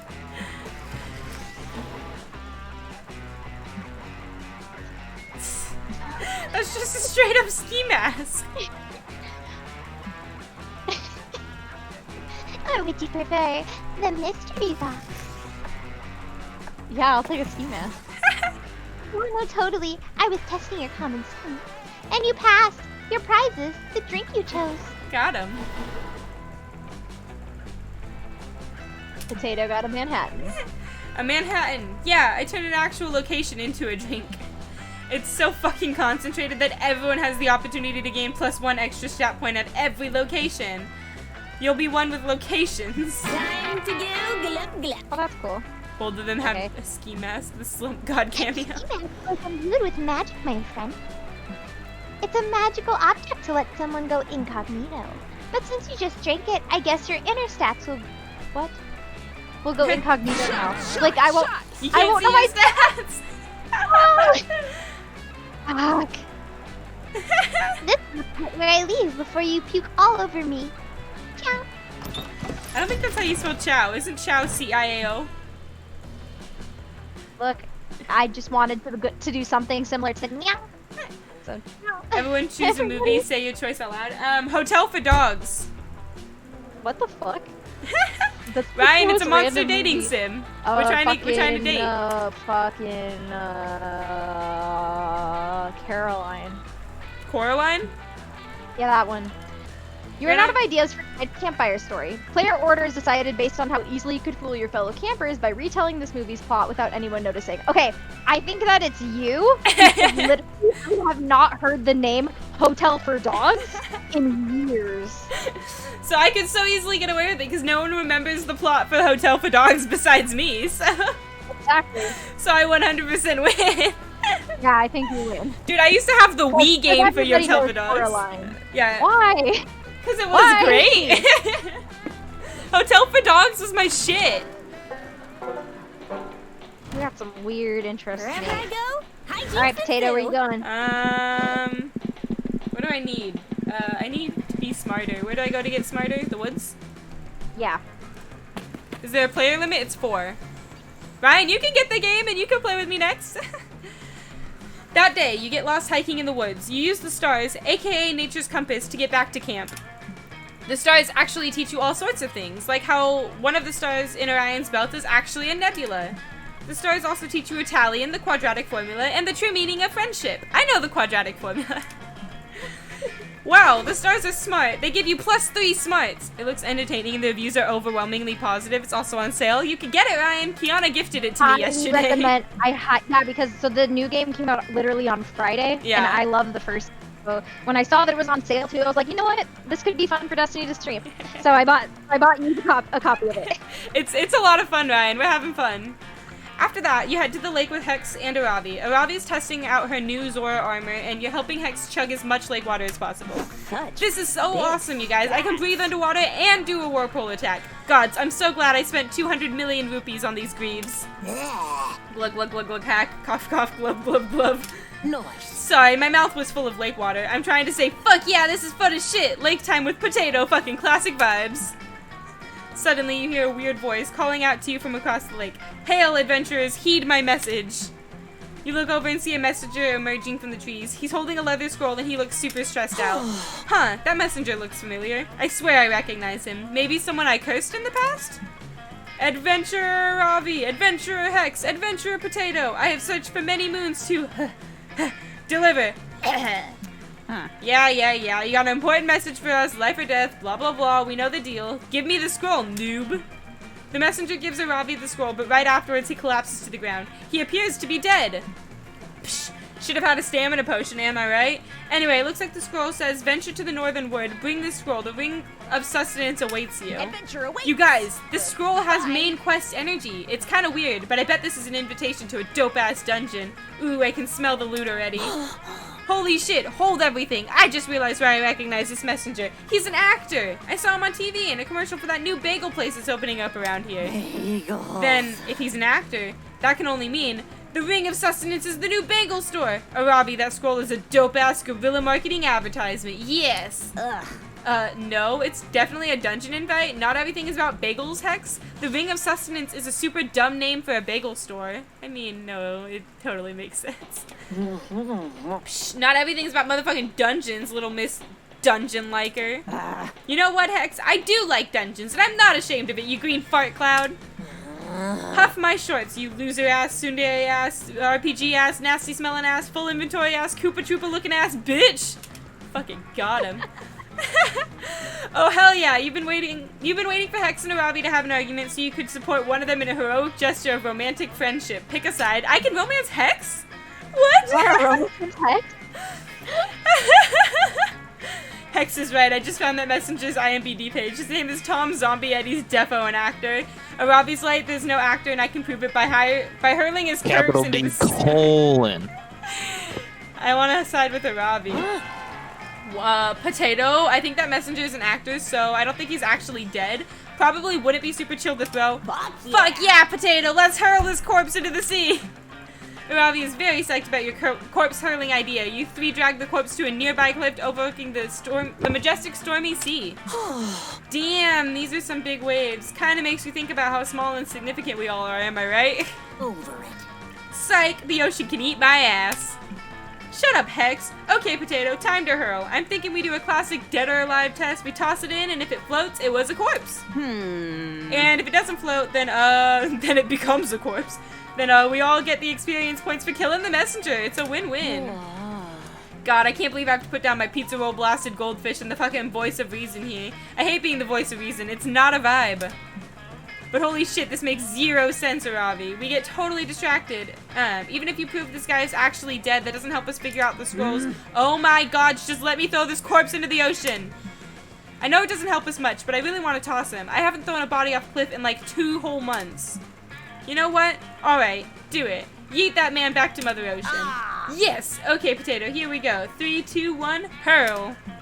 You throw the messenger into the open. His body hits the water and makes a huge splash. You have a big laugh about it and high-five each other. Play of the game. See? Play of the game. See, this totally proves my point. Throwing corpses into the sea kicks ass. I still think I'm right about the bagel shop, but I'll admit it, that splash was dope. Now let's blindly follow the scroll into the northern Let's woods. adventure together. Fuck yeah, and you're coming too, Potato. I'm officially making you our 3rd party member for this quest. I know you're only level 3, but don't worry, I'll keep you safe while we're in the dungeon. Just stay close to me, okay? Leave it to me. Aw, cute. Okay, You don't know your stats, so... Oh no, Ryan. Did you see the Capri Sun one, Ryan? Did you see the peanut butter one? Mm-hmm. He smushed a bunch of peanuts and it turned into peanut butter. Mm-hmm. I'm trying to think because I think all of the 8s except for creativity. It was either creativity or smarts. All of them are 8, and then one of them is 6. I'm gonna go creativity.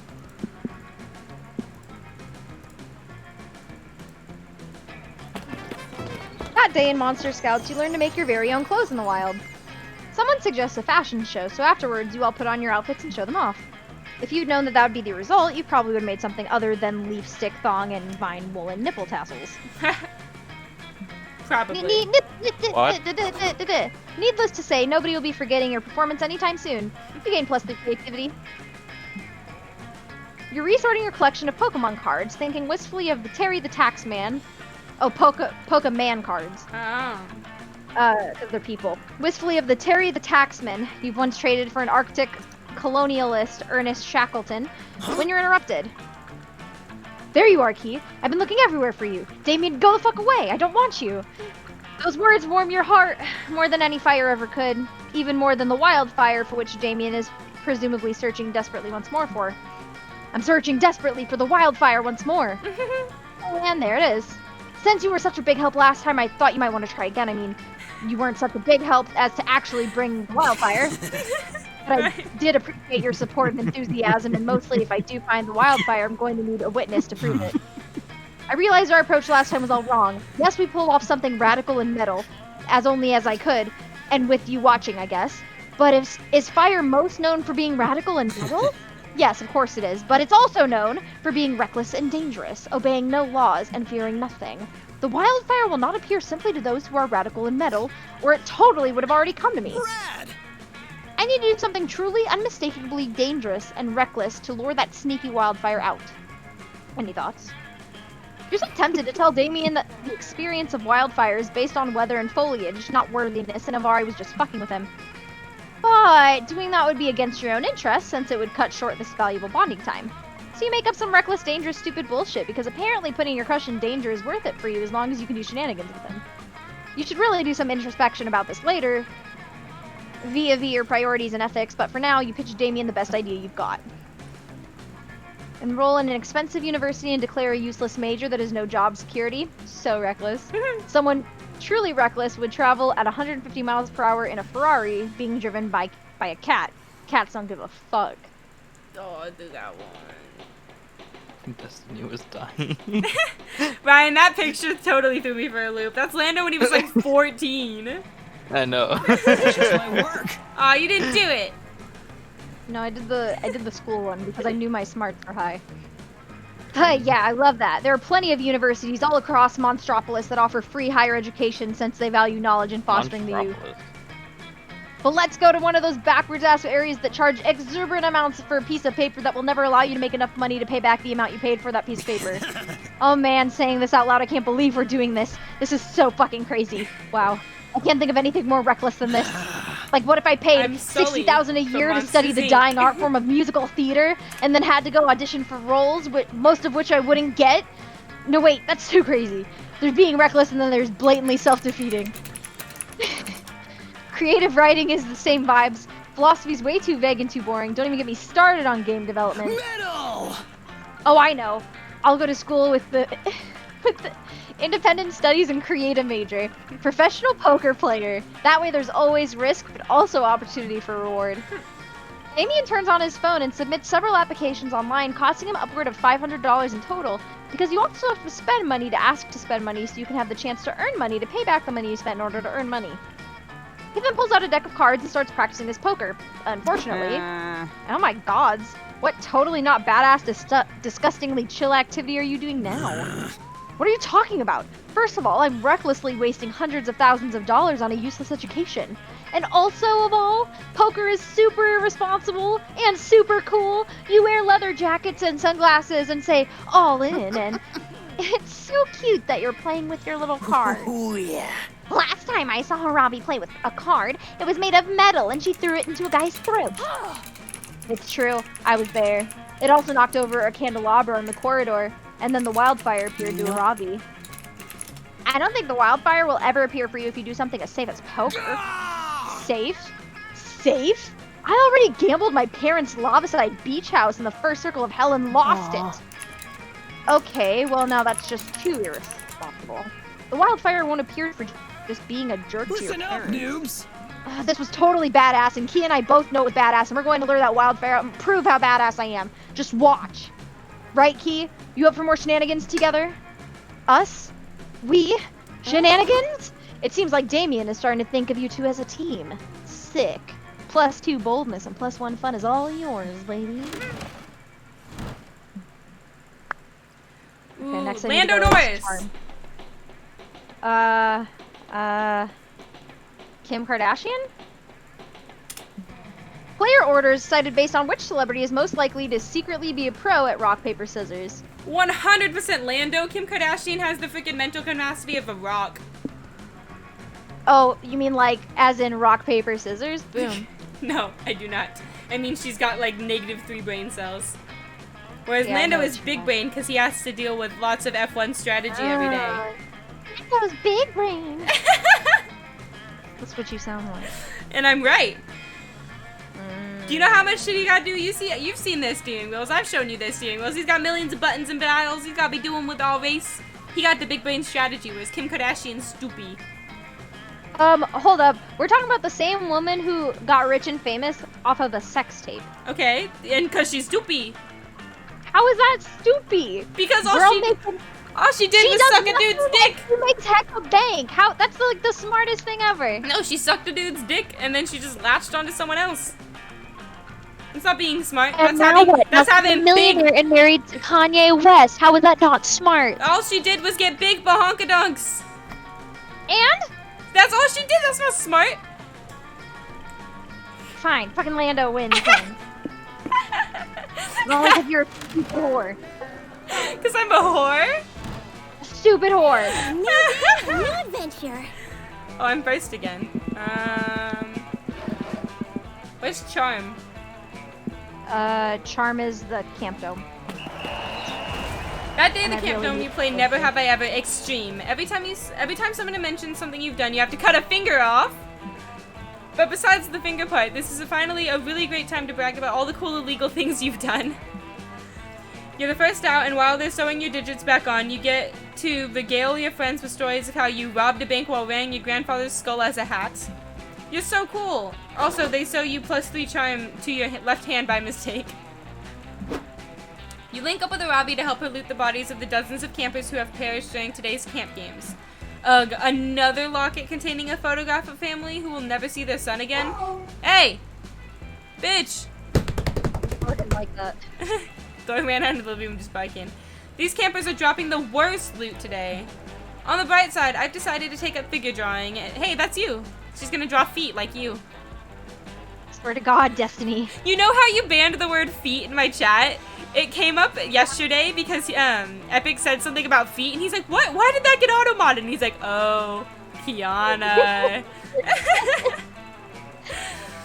I decided to take a figure drawing, and these dead bodies are good practice. Check it out. This is just a stick figure with the words "pretty dead" on where the face should be.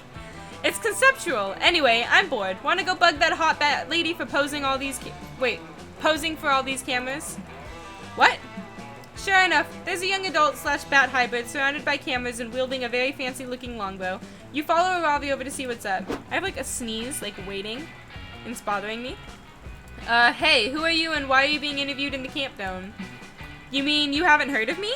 I'm Batnus, friend of the people and sworn enemy of the Chancellor. Who's the Chancellor? You don't know who the Chancellor is? His disinformation is more powerful than I could have imagined, but with my bow, I'll... Hey, that's a cool bow. I do archery too, it's kind of my thing. Haha, no, sorry, you don't do archery. Archery is my thing and I'm the protagonist, so... What? I'm the protagonist, you nocturnal mammal piece of shit. Prepare to get stabbed. Wait, Arabi, didn't you hear the therapist say that stabbing sometimes isn't the answer? I'm no expert, but I think this might be one of those times. Yeah, I guess you're right. Man, being emotionally mature is hard. Arabi puts away her knife and pulls out her crossbow. Yeah, that's a great idea. Beating her in an archery contest would show her once and for all who the protagonist really is. Oh, yeah. Beat her in an archery contest. That was my plan all along. Let's do that. And so the contest begins. Arabi shoots a bullseye, and then Batnus splits her arrow with another bullseye, and then Arabi splits her arrow, and unless Arabi can come up with a more impressive shot than repeated arrow-splitting bullseyes, this contest is never gonna end. Any ideas? Forget the bullseye, look beyond mere appearances and shoot the bull's heart. Shoot Batnus so hard the arrow hits her in the feelings. Aw, I'm not bold! You had me at shoot Batnus so hard, and then I stopped listening, so I'm gonna do that. Wait, Arabi. But it's too late. Arabi shoots Batnus in the head with her crossbow. The arrow goes right into her brain. Batnus doesn't die, though. You'd think we'd go through the trouble of making art for a character if we were just gonna kill her off in a random outcome. Ow, my amygdala. You've destroyed my ability to feel fear or hear angst. Feel fear or angst. Oh no, this is what I was afraid of. Instead of killing her, you've just made her even more powerful. That's right. Why spend ages doing the hard work of learning how to express my feelings constructively when I can just get shot in the brain and instantly become a better person? Thank you, wise supporting character, for taking me on this journey of self-improvement that required no actual emotional labor from me whatsoever. Now, if you'll excuse me, I'm off to be a fearless action hero empowered by what you've done, while never actually thinking about you again. What? So you're telling me instead of going to all that therapy, I could have just been shooting myself in the brain this whole time? I don't think that's the takeaway here. She's just gonna fucking lobotomize herself. I'd really appreciate it if you didn't, but Arabi's already turning the crossbow on herself in a rage. You die for the bow to keep her from doing the deed, but that just makes her shoot you instead. You lose 2 boldness and 1 fun. Where to go But now? I've lost like every outcome. Because your stats suck. It's your turn. I know it's my turn. I'm figuring out where I want to go. I guess I will do smarts. That day you go into the woods searching for edible roots to make a wilderness tea. You find lots of roots. Beetroot, ginger root, the square root of pie, the root of all evil. You brew it all together and it's the most delicious tea you've ever had. It's so rooted with knowledge, you gain 3 smarts. You return to your tent for some alone time after all the drama, but you should have known drama would follow you in your tent, and you see Damien punching everything. Ah, fucking mosquitoes! Why don't you suck the blood out of my fists? The mosquitoes, which you now realize are what Damien is actually trying to punch, seem more than happy to oblige. They swarm all over Damien's furious hands. And all over everything else, including your attractive face, which immediately gets punched by Damien. Whoa, is someone there? My punch sense is tingling. Oh, it's Yuki. I didn't see you there because I was blinded by my rage at these stupid mosquitoes. Seriously, I hate these little fuck buttons. They think they can just come over here and steal my blood. And I didn't even know they had fists, but it looks like one of them just punched you in the face. So not only are they stealing my blood, they're stealing my whole thing. The worst part is, I can't even do anything about them. Camp Director Miss Weaving confiscated my mosquito killing machine gun because it exceeded the max number of machine guns allowed at camp. And all I have left is this stupid mosquito spray, but it turns out it's mosquito sun spray, which just made them immune to skin cancer. Or maybe it wasn't the spray. Maybe the mosquitoes are in league with the sun. I should have killed that solar son of a bitch when I had the chance. Maybe I can kill them by shooting blood out of my eyes, or shooting harpoons out of my harpoon gun, or shooting harpoons out of my eyes. Oh dear. It seems like Damien's discovered an experimental new level of murderous rage. You better find a way to rid him of these mosquitoes because you're the only one who should be allowed to bite that spicy red skin. Oh no. What?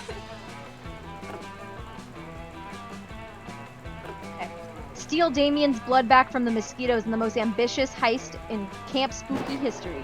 What? Shit. Okay, I know how this plays out then, because we got this outcome yesterday. A heist, you say? You crazy son of a bitch, I'm in, and I know just the guy. Damien leads you through a false tent into a secret sub-basement, past a password door, and into an underground speakeasy, gambling den, chop shop, laundromat. You're greeted by a withering ball of fingers in a tank top, smoking a cigar. Damien LeVay, it says somehow. I didn't know you were still alive. Not for lack of trying, Jimmy Fingers. Listen, I'm putting a crew together, and I need a hand, if you know what I mean. Too bad, says Jimmy Fingers. I'm off thumbs. Come on, Jimmy, one last job. What would Delilah say if she... All right, you devil. What's the job, a casino? A bank? Some kind of bank casino hybrid? Even better. This time we're stealing all of my blood back from the mosquitoes that bit me at summer camp. All of the blood from all the mosquitoes? Are you telling me that's right? I'm talking about a classic Transylvania hot tub, a Seth Brundle, and a reverse Romanian Wilkinson. A look of awe creeps across Jimmy's fingers. You crazy son of a bitch, I'm in. One montage set to upbeat jazz music later, you've gathered your crew. After another montage, you've completed the heist. God bless jazzy montages. But when you open the biohazard bags hoping to find Damien's blood, what you find instead is... beans? We've been betrayed! Beans? Rat! Beans! Not to point fingers, says Jimmy Fingers. But do you think we might have been betrayed by the hacker Fancy Florida? I'm just saying, she's a giant mosquito, so... That's incredibly racist, buzzes Fancy Florida. Her proboscis instantly siphoning blood from Damien's neck. What about Rodent Ralph, the safecracker? He's an actual rat person. I'm so confused. I don't know who it could be. The only person obviously at fault here is Key for suggesting this stupid heist in the first place. Let's steal all her blood. Finally, a plan everyone can get behind, except for you, who wants to listen to a dweeb who just lost 2 charm and 1 fun. Everyone chooses a color. Blue. Say your choice out loud. Black. You're in the lake having a good time when the lifeguard starts waving a flag. Player order decided on how worried you'd be if you saw a flag of the chosen color. Okay, well, I Dude, feel like you've won. I feel like a blue flag, I'd be like, oh, what is it? Snack time? Is it break time? But black? You know, in racing, a blue flag means that you have to let the person behind you ahead of you because you're going too slow. That's it. That's all I had to say. Can I go get more water? No. But I'm toasty. My sister should be home soon. She's bringing me food and we can take like a 10-minute break. Okay. Well then, I am Faust. Good, because I need to get more charm. Oh, it's nighttime. The night is young.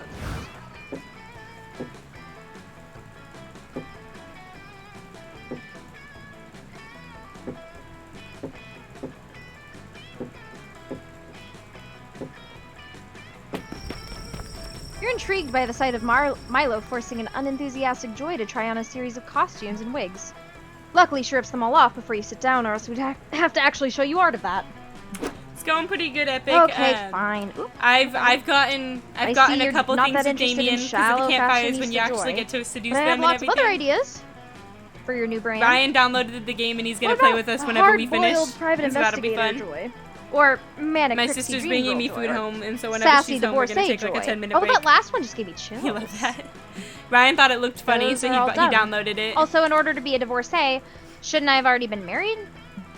Good point. Wait, your wedding could be the plot for episode 1. This coven stuff writes itself. Milo, I already told you I don't need a new brand. I don't even have a brand. The idea that my personality is merely Ryan's a whole thing trademark is is yelling. dehumanizing and reductive. Joy, you're taking this too personally. Of course, personalities are complex and beautiful, but everybody still needs their own brand. You more so than anybody. Every season of The Coven requires some fresh renewal or adaptation in order to keep audiences interested. Think of it as character growth. I'd rather think of it as pass. Wow. Got him. Come on, it already makes sense. Just look at the different brands you've had in past seasons. Like what? Like Insecure but Brave Joy, who fought to fill the shoes of previous Coven leader Grace after her tragic death. Or Grim Interdimensional Survivor Joy, who used the Quantum Compass to hop through dimensions after the Herald of the Longest Night killed Hope. Or my personal favorite, Stoic Heartbroken Joy, who was forced to move on after Liam disappeared in episode 9 until you two properly broke up on good terms. Wow, you're a pretty big Coven fan, aren't you? Destiny? What? Oh, who left? Orion. Oh, he's back. I was like, what? Oh. I dabble on some forums, which is why you should trust me with your next brand transformation. I know Joy Johnson Johima better than you do. Actually, Milo knows Joy Johnson Johima only second best. At least that's what you're going to make them believe. What brand should Joy adopt for the next season? Relaxed and left alone by Milo Joy. In all my years of branding, I've never considered removing myself from an image in order to improve it. We're being so mean to Milo. Because fuck Milo. Just kidding, I love Milo with all my heart. And they can steal my soul any day.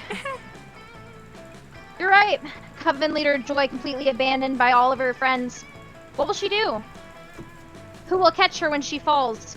The suspense, the drama, the relaxing reading time. Oh yeah, and the drama. And the drama. The season will be so catchy and unexpected. When will Milo and the others reappear? Will be the question on everybody's lips all season. You're absolutely right. And what if we go with the biggest plot twist possible? Milo never reappears. That would be so mind-blowing. Everyone will be asking about Milo all season long. Exactly, it's the perfect plot. Ratings will soar. But what will I do during all that time if I'm not building your brand or gracing the screen with my beautiful face? I have no job. Why don't you take over as our resident cheese plate and wine connoisseur?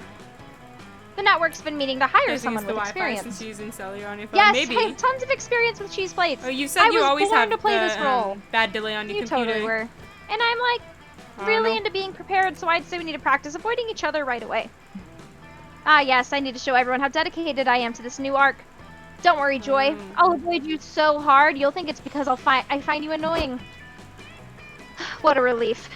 Thanks, Ski. I'm glad Milo's giving me some peace. You don't need to leave, though. I think I might rebrand after all. Maybe as friend to Keyjoy. Oh.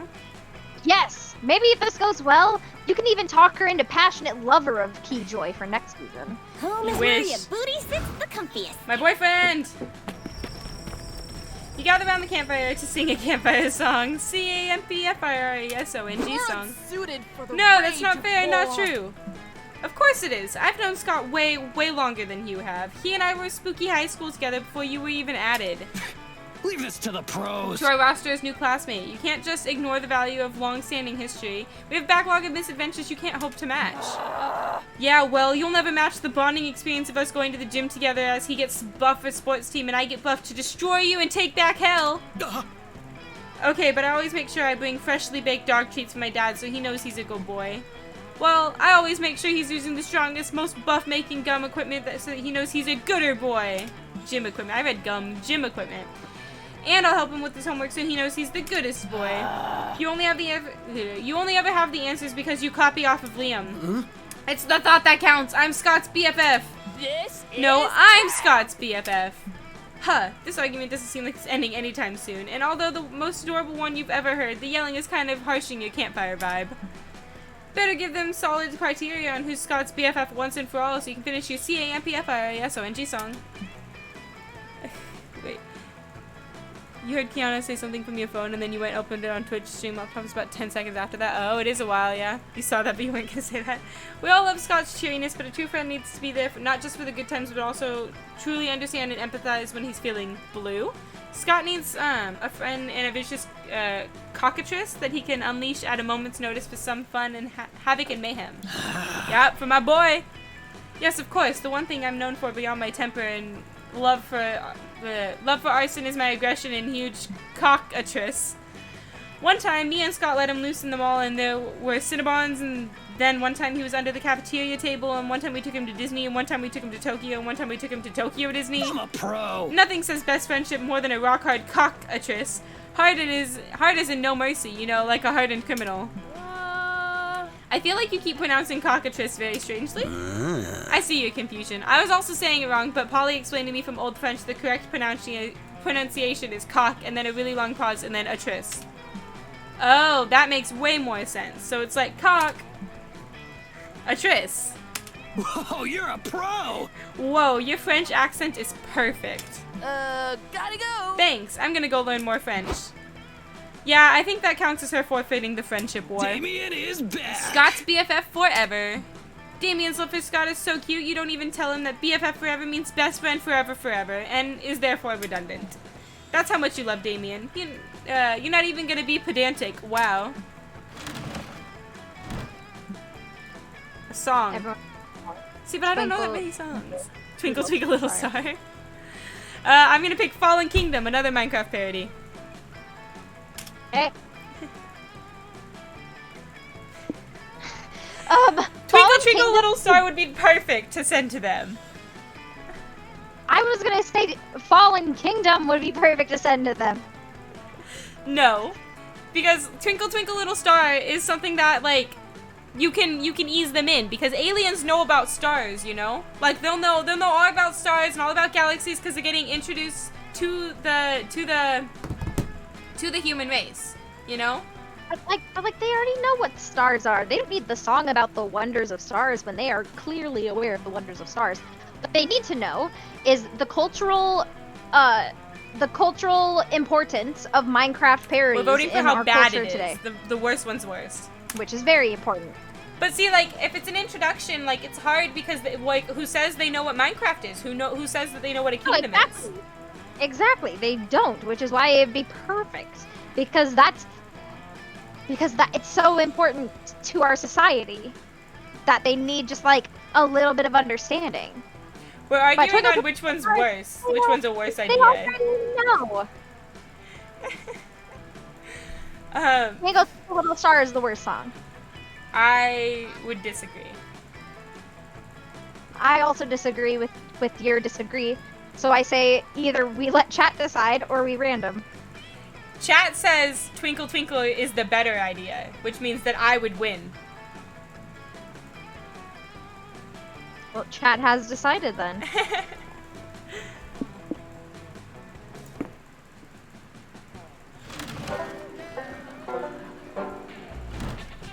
Brought my first aid kit. Okay. Just in case. I still really need fun. I keep going to the freaking lake. That day you bring a magazine to read by the lake. The cover story is how to gain fun while camping with your 6 hottest, most charismatic friends. Hey, wait, Epic, leave me alone. Step 1, go to the lake. Step 2, wait. What?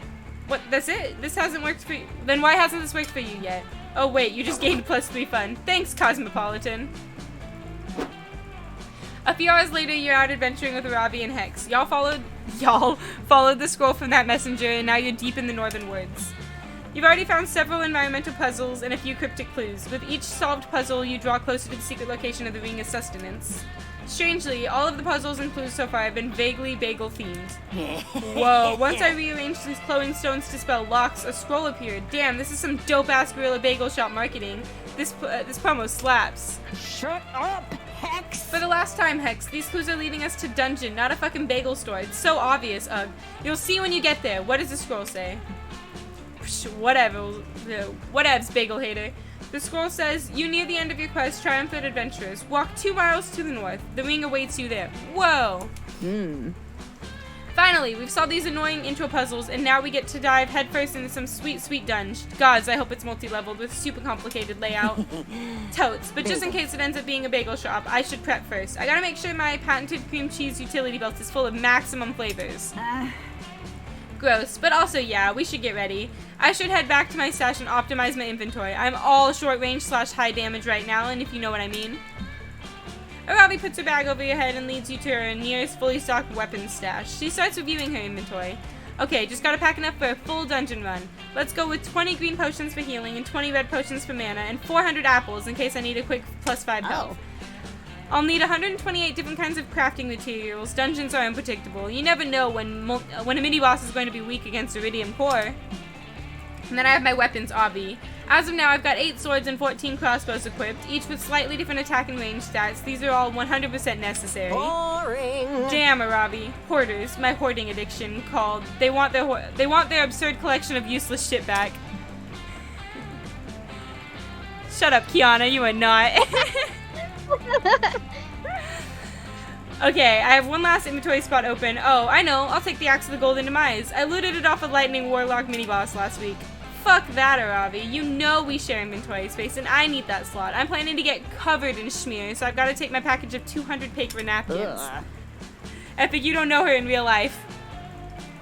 Napkins? They're a complete waste of inventory space. We're going to be fighting to survive in that dungeon, okay? I don't have time for your snack food nonsense. Dude, you take up like 99% of the inventory space. You can't give me one slot? Where did you learn how to share? The toilet school? So mean to you. Hello? No. Hello, Aben. Hello? Arabi and Hex are fighting again, but luckily for them, you're an expert at conflict resolution. What's the best use for Arabi's last precious inventory slot? Definitely gonna slide with Arabi. Hex, the Axe of Golden Demise isn't for slaughtering enemies, it's for slaughtering bagels by chopping them perfectly in half. Arabi napkins are just tiny shields. They might not give a huge defensive boost, but you've got 200 of them. Mamma mia, that's a lot of shield. Get good! Seriously? Using napkin for a shield? That's total bullshit. I mean, I guess you could technically equip a napkin, but it wouldn't. Arabi, aren't you always telling me not to judge a weapon by its flavor text? Come on, let's test it out. Oh, I thought I was siding with Arabi. We're playing a monster dating game. We're playing Monster Camp, which is the sequel to Monster Prom. If you had my stream open, you would see Aben. Yeah, well, I just finished I just didn't finish like 3.5 hours of testing. Okay. Oh damn. It's a multiplayer, the first ever multiplayer dating sim. Well, Monster Prom was the second ever. Where you date monsters, and it's fucking hilarious. It's really funny. Ryan downloaded it, and whenever we finish this game, he's gonna play with us. This game's taking a while though, because we're doing a full game. You can play up to 4 players. Yeah, even if you wanted to get it. It's on sale. How do I look like I'm made of money? I just spent $2,400 on a computer, and you guys think I have any money? Yes. I'll buy it for you.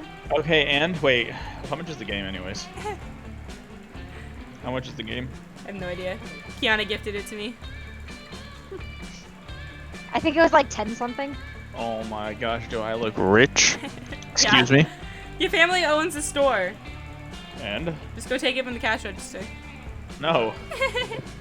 I'll take it from Ryan. Hey, you hear this girl, Ryan? She's telling me to steal from my own father.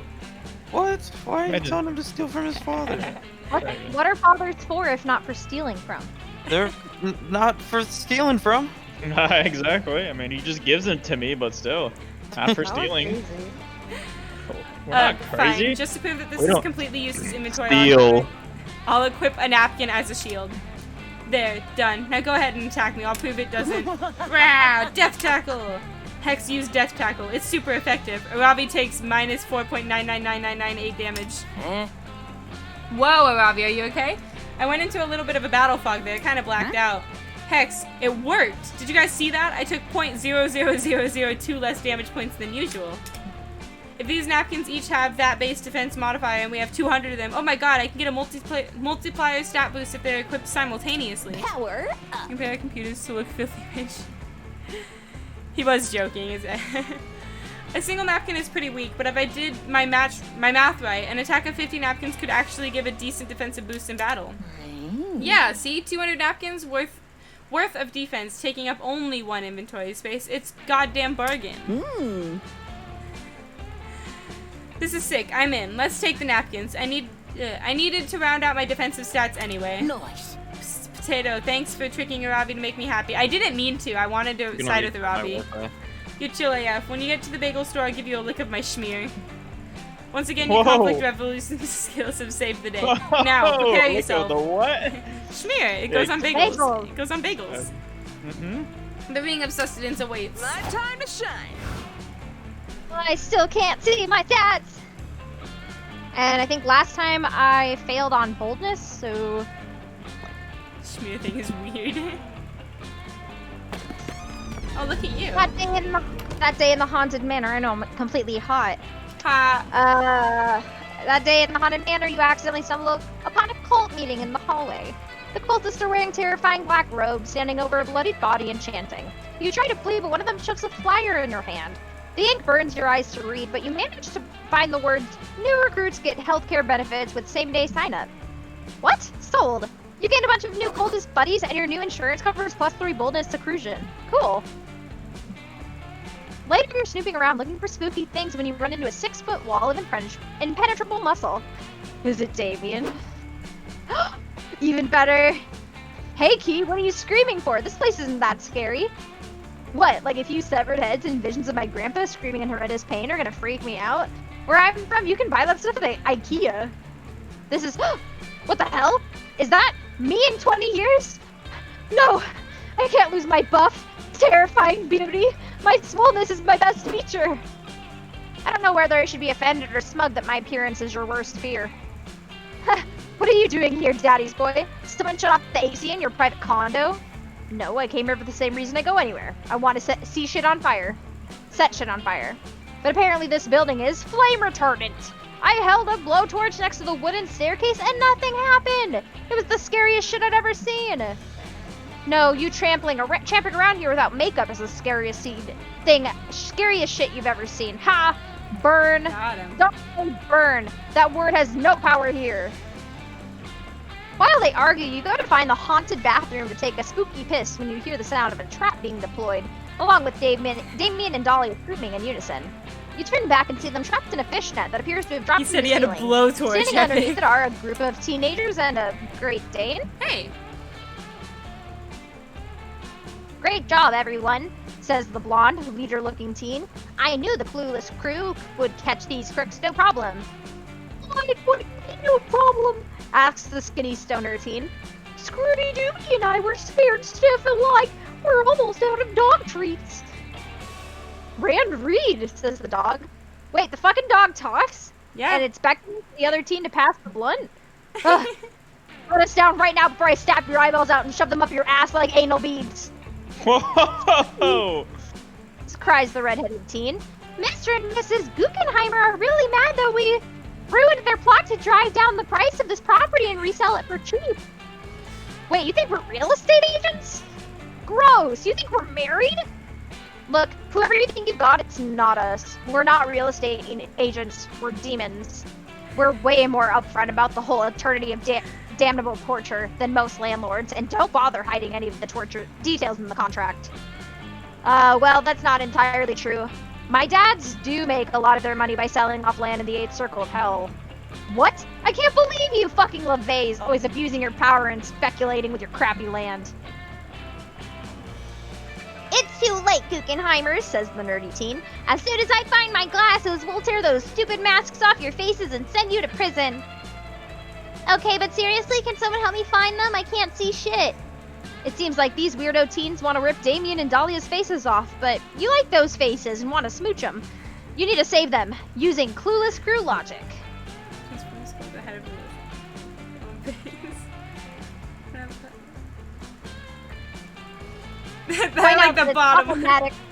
Point out that it's problematic that these kids invade people's homes, trap them against their will, and rip off their faces without their consent. Who's the real criminal? What the fuck? You're not smart. Hey, who said we didn't consent? If you wanted to rip my face off, why didn't you just say so? It's actually like a pretty huge turn-on of mine. What? Wouldn't that hurt? Yeah, that's the point. What, you can't handle a little pain, Pillow Princess? Hey, I never said that. Go ahead, you sick fucks. Rip my face off, too. I'll pop a boner so rock hard, you'll need to chisel it out of your ass. Everybody looks wildly uncomfortable now. Nobody really moves. Oh, playing coy, are we? Don't worry, I'll start us off. And then, Dahlia rips off her own face. It's messy as fuck, but she seems to be drawing a lot of pleasure from it. No. I'm not gonna read that line. No. The clueless crew flees the scene, vomiting profusely. Never to be outdone, Damien gets halfway through ripping off his own face before the ambulance arrives. Being demons, both of them heal, but it stings that our friends want to rip off their faces and smooch strangers instead of you. You're 2 smarts and 1 charm. How bad would that be when they like physically don't want to kiss you so bad they just rip off their face? Literally me, though. Same. Can relate. Everybody choose a song. Twinkle, twinkle, little star. I need to find another song I know. What are songs I know? Demons by Imagine Dragons. Okay. Player order is decided based on which song would be the least romantic song to meet your soulmate to. Okay, well mine's a nice song. Yeah, so I win. Well, you're not even gonna make an argument? No, you just fucking proved that mine's better. Like, that'd be such like a cute thing to reference though, if it... I guess Twinkle Twinkle Star, Little Star would be kind of cute too though. My back hurts. Cause like, that'd be cute. Like say like you're out walking along the lake like at night, you know, and somebody's just fucking blasting Twinkle Twinkle Little Star, and you're like, oh, that's so cute, and you go over and you have a conversation. Whereas like demons, like, oh fuck, they got some dark shit going on inside of them. Trauma is the hottest thing that you can share together. Fuck. Okay, fine, you fucking win. Get out of here. Fine. Rude. That leads to bad things. Move, losers. It's my turn. Hush, Epic. Okay, I think I lost. I know I lost fun and I lost smarts, so to the woods. That day you go searching the woods for edible wildflowers to make a delicious wildflower soup. You heard that some well-known flowers like lilies and tulips are actually poisonous. You decide to find out which flowers are bad by eating them all. A few hours later, you've vomited up all the contents of your stomach and have a comprehensive list of which flowers not to put in the soup next time. Nice, you gain 3 smarts. Wildflower soup forever! Later, you're busy making your Later, you're busy making Bionicles smooch each other until Calculester grabs you, Damien, and Dahlia and leads you deep into the woods. Oh dear. Oh gosh. Oh no. Friends, thank you for responding to my behavior. I was trying my best to stimulate severe distress. First off, greetings. No fear. Dahlia is here. Hey.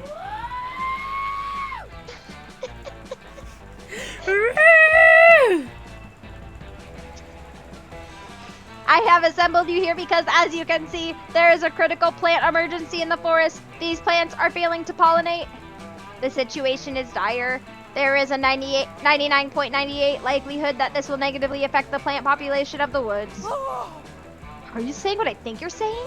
Are we in the middle of a plant apocalypse? Dahlia, that is completely accurate.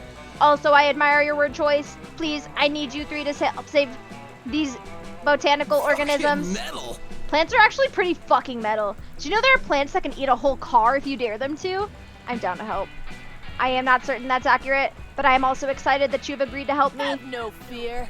Dahlia is here. Oh god, I love that line. I will also help. Hail Dahlia, savior of plants! Oh, and before I forget, I just have one question. What is pollination and why does it even matter at all? That's an excellent question. Plant biology is one of my favorite internet search terms, so I'd be happy to give an explanation. Simply put, pollination is the act of transferring pollen grains from the male anther of a flower to the female stigma. Wait, is pollination the reason why trees smell like jizz in the spring? I was getting the weirdest boners from that smell last year. Pollen travels from one flower to another via animals or insects. We call animals or insects that transfer pollen from plant to plant pollinators.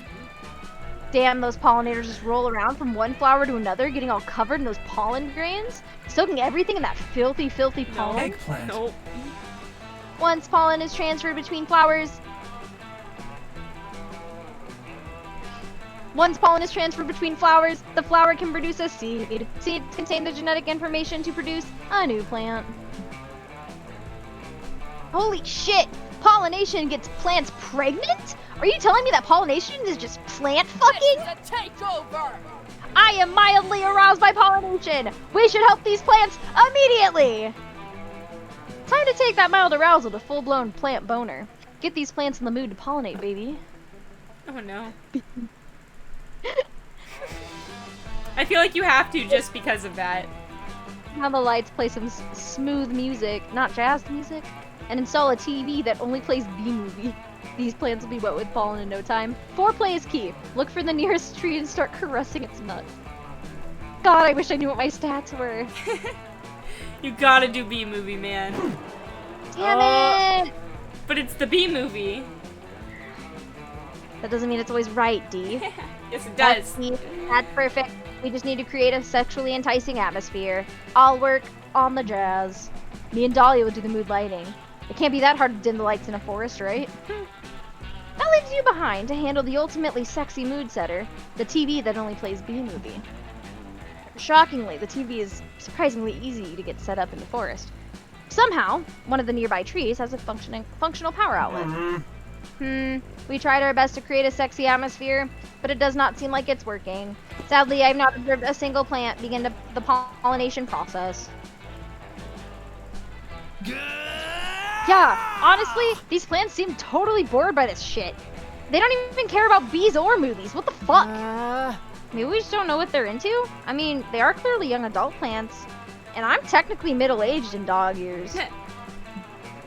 Dahlia's right. You're way too old and disconnected from plant culture to know what's hip anymore. You do research using a strange tool called the internet. Apparently plants are totally hooked on video games nowadays. They seem especially to love a wacky dating sim called Plant Prom. These video games seem to be the root of these plant problems. Get it? Also, fun fact, all narrators love puns. You share your findings with Cal. Fascinating. Plants are so invested in these fictional plants that they have lost all interest in IRL pollination. Me. This is war! Obviously, you play Plant Prom and read every single Plant Prom fan theory. This counts as research. Was that you for the first Monster Prom? That's me with any 2D crush I have. Who needs real boys when you have anime boys? Valid. Did you guys see the Plant Prom section on AO3? Fuck, this fanfiction is detailed. Before you know it, your friends are ass deep in this fandom and arguing about their favorite plant ships. You're a spineless, pale, pathetic lot. Damn. Damien, you ship Venus Flytrap with Lily and Rose? Blasphemy! Fly's Alia is the only ship that makes sense for Flytrap. Shut up! Are you fucking kidding me? If you consider Flytrap's backstory for a single second, no sane person would ever pair him with Azalea. Besides, my ship is literally canon. You're both objectively incorrect. Stephantosis spheribudium, ex-common milkweed, is OTP. You try to remind your friends that the whole point of this was to help the plants pollinate. You know, to prevent the whole forest from dying out. I'm sorry, Key, but Plant Pirate 9002 just released the 900th chapter in his Lily Hydrangea AU slow burn. I don't have the processing power for this conversation. Oh, I love a slow burn. Me It's too. too late. Your friends have forgotten the beauty of forging real plant-on-plant connections. They're clearly not interested in actual plants in the actual forest, or in you. You're heartbroken. Yet another friend lost to the Plant Prom fandom. You lose your faith in meat space, along with 2 smarts and 1 charm. Oh, damn.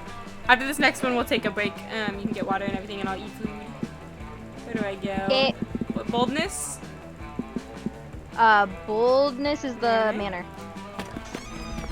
Oh, I love this sprite! Fucking lie to you. Huh? What if I just lie to you? About which I wouldn't okay. notice. Plant-on-plant connections. Yeah, I 100% would not notice, I can guarantee you. That day in the Haunted Manor, a little clown man rides a tricycle up to you and asks if you would like to play a game. Cool, you love games. You suggest Monopoly or Categories. This clown man tells you to find the exit key in an hour or he's gonna rip all your skin off. You're not super into that idea, so you two decide to compromise by going to an escape room and solving some puzzles together. It's lots of fun, but you don't gain fun here. You gain +3 boldness instead.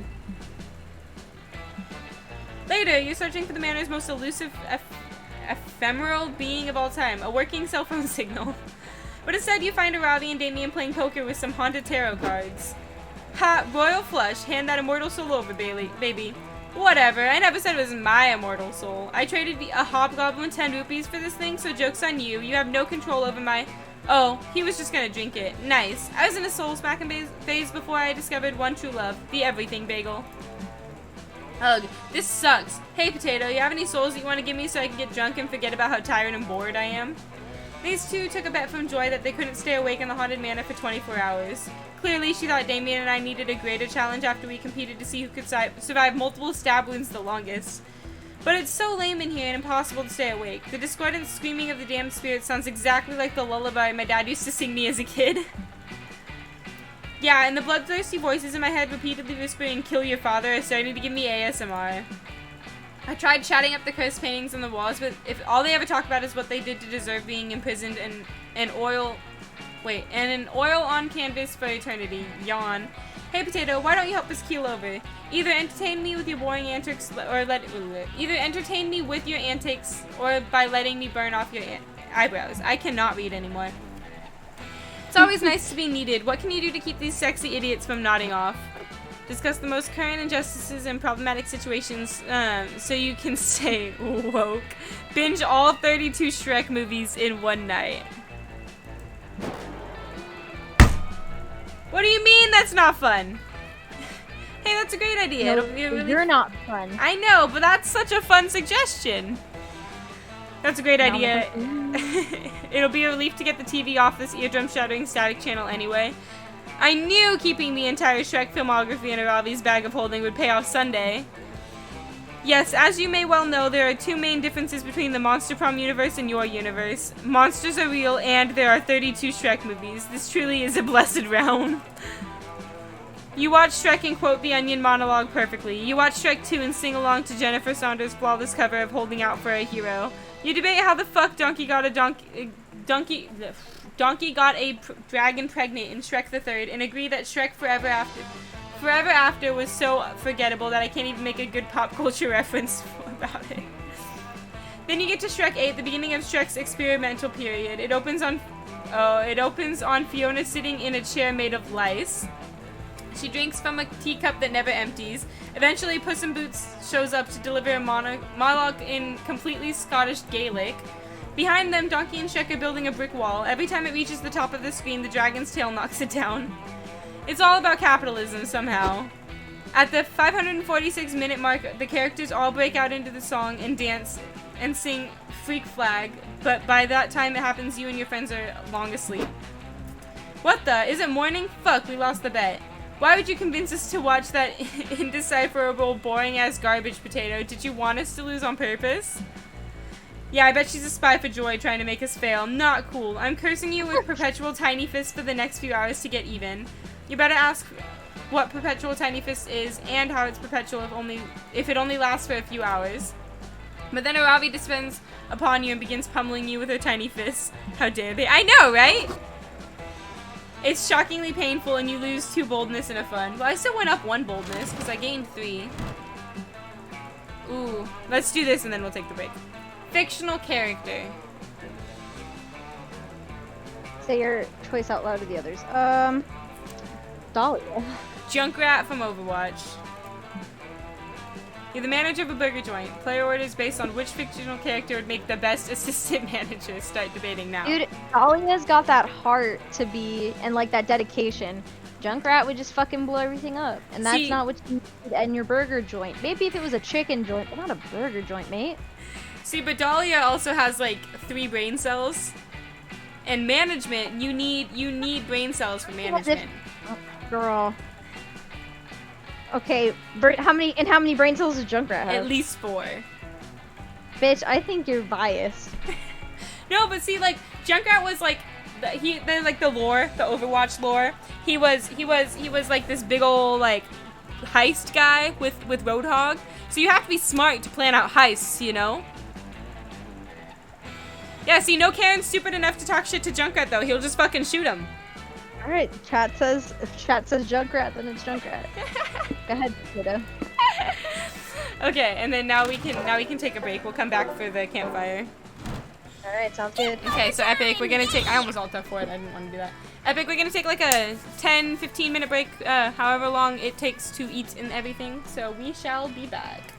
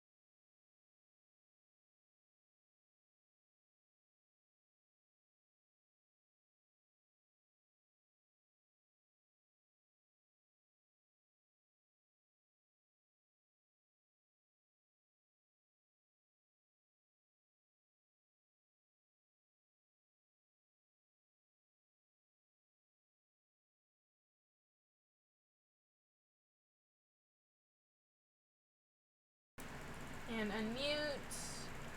And unmute. And we are good to go whenever you're ready. Yep, go ahead. It's my turn? Okay. Where's my dude? Oh, here. Next to my girl. Sorry, man. She happened to be sitting with my mams. You're hoping to make sexy small talk with Joy and or Damien, but they seem too busy having unsexy angry talk with each other. There are a million reasons why you can't be the main Coven villain next season, but I'll just start with the most obvious. Villains don't ask us to fight them, they just do villainous things, and then we try to stop them, which they don't want us to. I am back epic, I had some loaded fries. Just by asking us to fight you, you're already inherently proving that you'd be a terrible Coven villain. But what if I'm using reverse psychology, and I'm so villainous that I know the second I let my true villainy shine, you and the Coven will rush to fight me. So if I get you to reject me as a villain now, when I finally do unleash my villainy, you'll have already agreed not to fight me, and I'll defeat the Coven with no resistance. It's an interesting point, but I'm not buying it. Don't get me wrong, you're irritating as fuck, but you're not evil. You clearly wouldn't know real evil if it burned down your tent, which is clearly going to be my next step now. Okay, the real evil here is campmates fighting with each other when they can be flirting with you. Time to step in. Damien is a prince and everyone knows monarchies are bad. Toppling the LeVay's autocracy is great next season arc material. All good villains are either orphans or have terrible parents, but you, Damien, have two loving dads. Do you really want to give up your dads to be just to be a villain? That one's Damien? Yes. Oh yeah, good point. Hoarding that kind of wealth and power is inherently immoral. You should do something about that. Why not make me your villain and bring democracy to the 8th circle of hell? First of all, I don't know, that sounds kind of presumptuous on my part. Second of all, wow, you're really quick to sell your own kingdom down the river, huh? Why not? I never even wanted to be a prince, much less a king. All I ever wanted was to be a hairstylist and also a Coven villain now. And you don't care about selling your dads down the river 6 by taking their kingdom away? Or go away. I mean, not to be rude, but I want you to try to fight me for the 8th circle of hell. It's not like I'd think you'd actually succeed. What? Yeah, isn't Dimitri like your #1 enemy and he shows up at your school all the time, Joy? And now our summer camp? That's kind of the exact opposite of defeated, isn't it? How dare you? Dimitri is a special circumstance. Nah, just a perfect template. It's like you always almost defeat your villains, but then they always find some way to come back and keep the show going. You're pretty useless. That's it, you villain. You're officially my enemy. Woo, that's the spirit. I'm going to destroy you and then take over the 8th circle of hell. Just don't tell Dahlia that this is going to be my thing now instead of hers. Awesome. Next season's main recurring with the great arc. Here I come. Let's start with a guest star and go from there. Joy and Damien spend the rest of the evening plotting and counterplotting. Being enemies has made them better friends than ever, and Damien shoots you a very grateful and sexy wink. Let's char those marshmallows. Alright, I've been wanting to do this all night, but I'm gonna go for Mothman. Hello there, Keith. Do you fancy a gossip? Yeah, why not? You go for a little gossip as a treat. Wonderful. The only problem is, I do not have a gossip. I'm fishing out and looking to refill. Got some gossip to spare, friend. Have a gossip to spare, perchance? You always have spare gossip to donate to anyone who needs it. Let's go. Ah! Choose here to strike with your gossip skills. You're gonna gossip about me?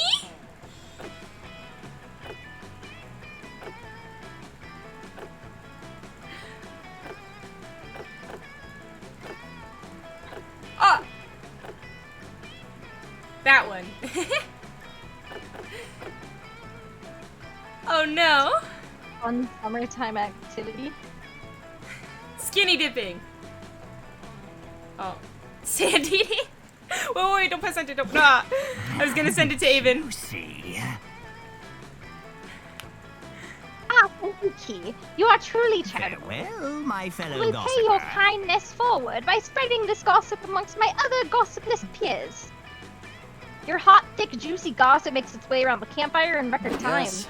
Life is strange and beautiful. Hi, sexy plant boy. I was like, who the fuck is this? Hey, I just heard something really strange about Potato. Listen to this.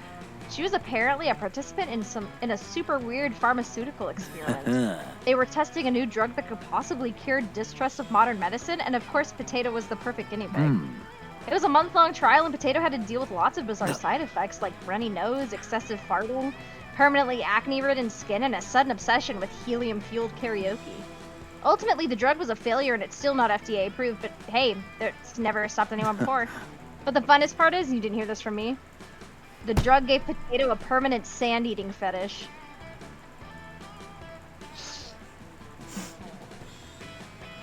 Seriously, if you even so much as mentioned sand eating in front of her, I heard she nuts immediately. But who am I to judge? So I guess do with that info what you will next time you see her.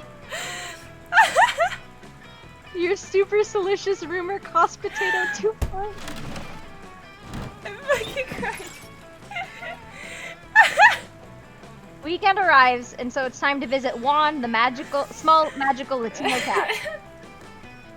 Then clip it, Epic. Oh, that's me. Look who's here. Welcome to my bar. Really, I don't know who in their right mind would take such a risk. I guess you have more thirst than common sense. Anyway, check this drink out. Toilet wine? Quite appealing, right? Don't know if I'd drink that, but the real question is, will you? I also have this mystery box because at this point, who knows what you'd drink. Okay, I always go for the mystery box.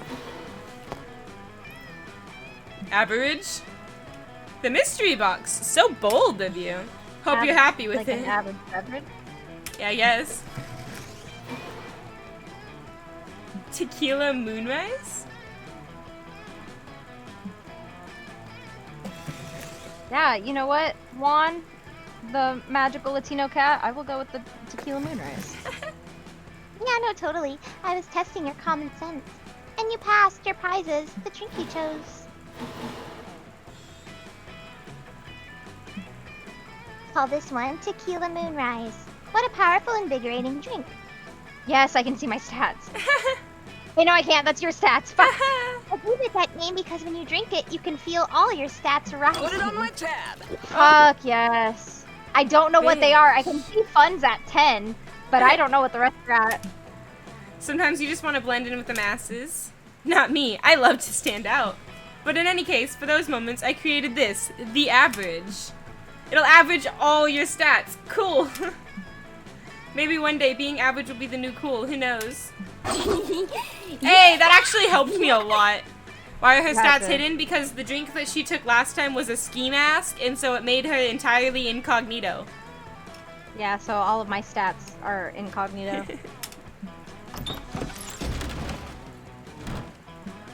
Everybody chooses a movie. Another movie. What's another movie? I don't watch movies. Other than Legally Blonde. Legally Blonde 2! Oh, that's trash. Alright. Based on the likelihood that thousands of years from now, archaeologists will use said movie to explain how society functioned in the 21st century. Legally Blonde 1, because Legally Blonde 2 is trash. I'm gonna be real with you, Chief. I never watched Legally Blonde 2. Never seen... Oh, you never seen Legally Blonde 2? Yeah. Good. Don't do it. The first Legally Blonde, best movie ever. Well, you win. So, in my opinion, yeah. Ooh, this is the last week. It's almost time. Success. Almost time for our boyfriends or your girlfriend, I guess. Oh, is it? It's not my turn. I guess I gotta keep going for Damien, right? Because that's like all I've been doing. I don't know. I've been going for Damien. The only but like, so I they think put me on the Damien path. Well, I think that those like interactions you get when you go places here don't actually matter. I think it only matters when you're doing the actual like campfire ones because that's when you see like the icon with the plus. So Yeah, no, that matters. But it also matters because like whether you fail or pass the in stuff does affect whether they'll go to prom with you or not. Well, Damien's my boy. I think the only reason you're getting Damien and I'm only getting Aravi is because that very first thing that you picked. Yeah, our answers from the bus scene. Yeah. Alright, guess I'll go creativity. That day in Monster Scouts, you learn all about you all learn to identify different animal tracks. You practice identifying bears and deer, but then you start having to identify more specific tracks. You identify the tracks of a sculptar, half human, half sculptor. You follow the tracks until you find the legendary beast. The sculptor teaches you the basics of sculpture. You gain through creativity. Afterwards, you manage to convince Damien that back massages keep away mosquitoes, and you're really getting after it when... Hey, has that weird chuckling lamp always been over there? What weird... Oh, wow. Okay. Thor's angry, so you might be hearing him. There's something weird about this lamp. I just can't put my finger on what. Thor doesn't like the lamp either.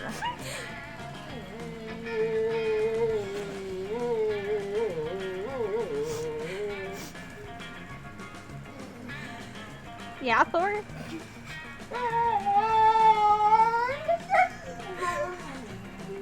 Why? Why are you doing this?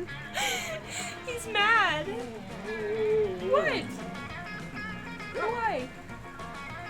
Is this necessary?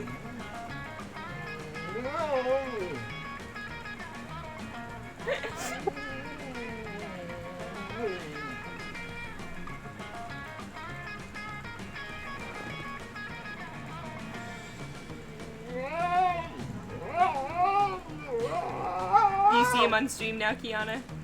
Yeah, I see him.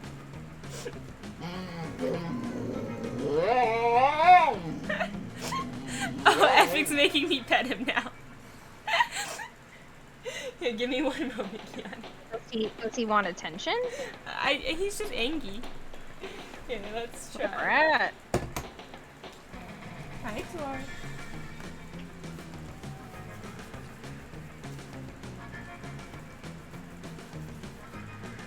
He looks so, like, upset. Hey, come here.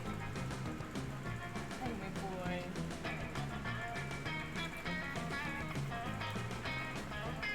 You okay? Why are you yelling at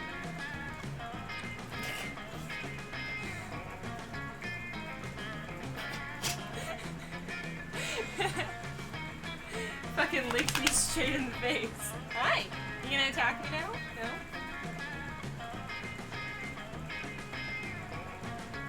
Sorry, this is a dog channel, Sky.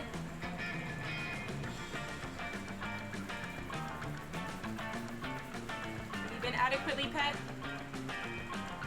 Mwah. And reptiles. Can't forget the reptiles.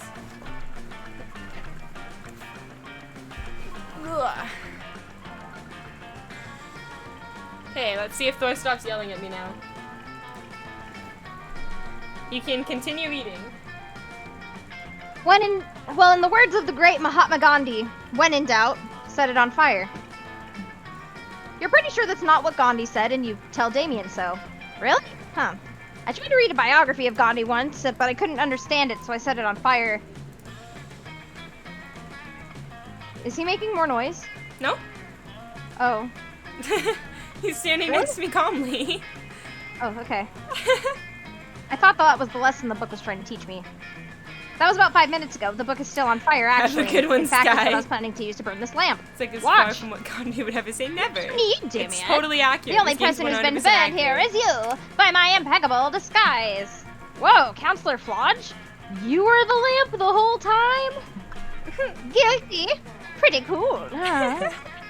Only if you think lying is cool, which I do, but only when I do it, not when people do it to me. I wasn't trying to lie to you, Damien. I was trying to teach you a lesson about the wonders of camouflage. Get real. Camouflage is for stupid babies who are too lame to solve their problems with violence. That's Destiny when it comes to fucking Assassin's Creed. I don't know what you're talking about. I'm the stealthiest ever. You're really not. You don't know. You stealth if it hits you in the face. Then it wouldn't be very stealthy if it hit me in the face. So it's violence you're interested in, eh? I'll have you know that the heady days of my youth, I once disguised myself as a baguette in order to stab the French Prime Minister. But France doesn't have a Prime Minister. They have a president. Only because I stabbed the Prime Minister. Camouflage could be used for stabbing. This changes everything. But I still don't think it's for me. It's pretty hard to blend in when you have such blemishless crimson red skin. Don't worry about that, son. I can change my skin to any color I want, and I'm a master of disguise, so clearly skin color doesn't matter here. All we need to do is find the perfect way for you to blend into your surroundings. Oh, you've got an idea.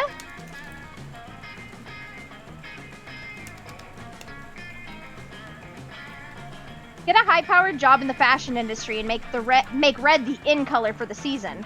And next season, and every other season, forever. A classic technique! It's like I say in the best-selling Disguise Handbook. If you can't change how you look, completely alter your surroundings to match how you look. You're a real hero, Klee, volunteering for this dangerous job. Here, I'll help disguise you as a fashion icon. Counselor Flage disguises you by putting a beret on your head and dressing you in a trash bag with armholes. What the shit is this? It's a monster dating sim! Thankfully, all fashion is an elaborate lie, so when you apply for CEO of Vogue, everybody assumes you're too fashionable to even comprehend, and you're hired immediately. Once hired, you discover that Vogue is the most powerful institution in the modern world, controlling not only fashion, but the economy, all world's governments, and even people's thoughts. You declare next issue's theme to be red, and herald it as the most iconic color of all time, and then you make the next 6 months' issues red-themed, just to be safe. And just to be extra safe, you use Vogue's vast resources to implant microscopic mind control devices in the world's water, making red everyone's favorite color. And also destroying their abilities to see other ones. Hooray for fashion. Everyone starts wearing red all the time and painting everything red and stabbing each other because they like the way the red blood flows out of their veins. Prom is cancelled. Everyone agrees that it's actually just another shade of red. You make plans for red to absorb 2 to 5 more colors in the next fiscal year. Nice work. Kiana, what is happening? Thor's on my lap fucking licking my face. I was listening. He was just going off. Oh, ow! My fucking kidneys. It's for mind controlling everyone in the entire world in order to make it easier for me to hide. Now that nobody can tell the difference between red and green, I can blend into the forest and nobody has any idea I'm there. I've stabbed like 18 people. Also, I've been voted Monster Magazine's sexiest monster alive for forever. You're the best. Hell yeah, you promised to celebrate with Damien in a romantic manner just as soon as you can tell him apart from the background. Meanwhile, 2 smarts and 1 charm. So many places to go. That is fair, Epic. I guess I only really do need 1 kidney. I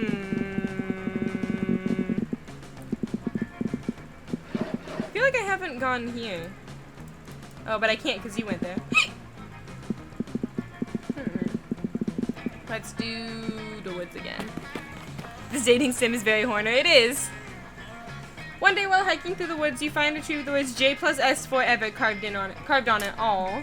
Then another day you find J is a liar and a cheating hoe. That's less cute. But dating sim isn't. Then on yet another tree you find S I know you banged like 12 people abroad in Europe. Don't dish what you can't take. On the last tree, S doxes J. It turns out J lives on 7889 plus 3 smarts lane. Boy, you sure can learn a lot from trees.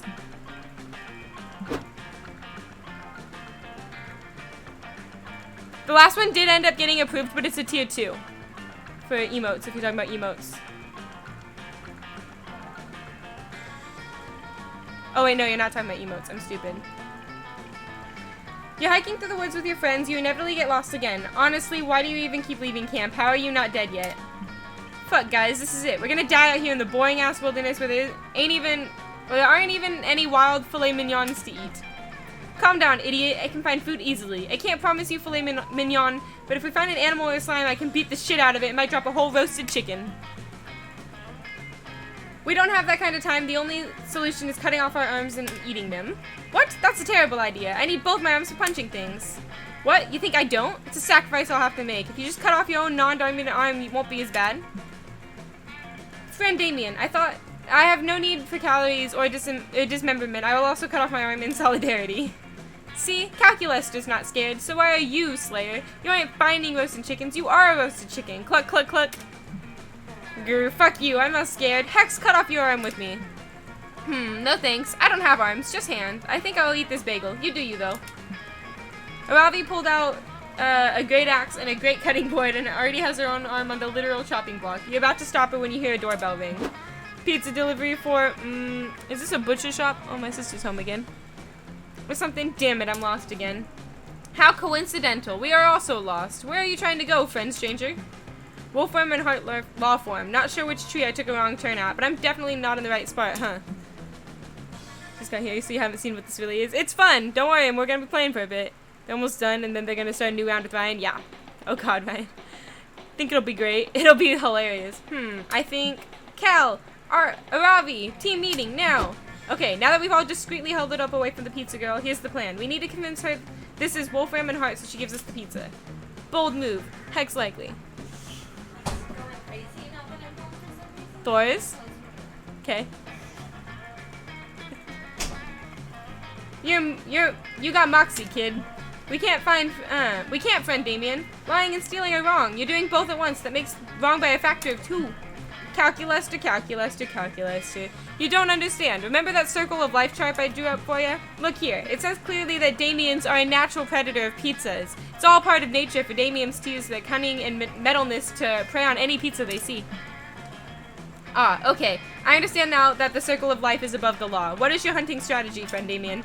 Easy. We ask Potato what to do. Damians and potatoes have a symbiotic relationship. She hunts and I eat, so it's gonna be Potato.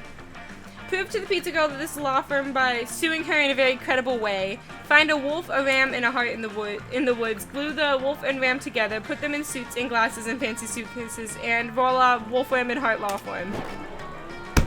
All of my stats are average. I should have done the first one because I feel like that was the smarter one, and I only have smarts.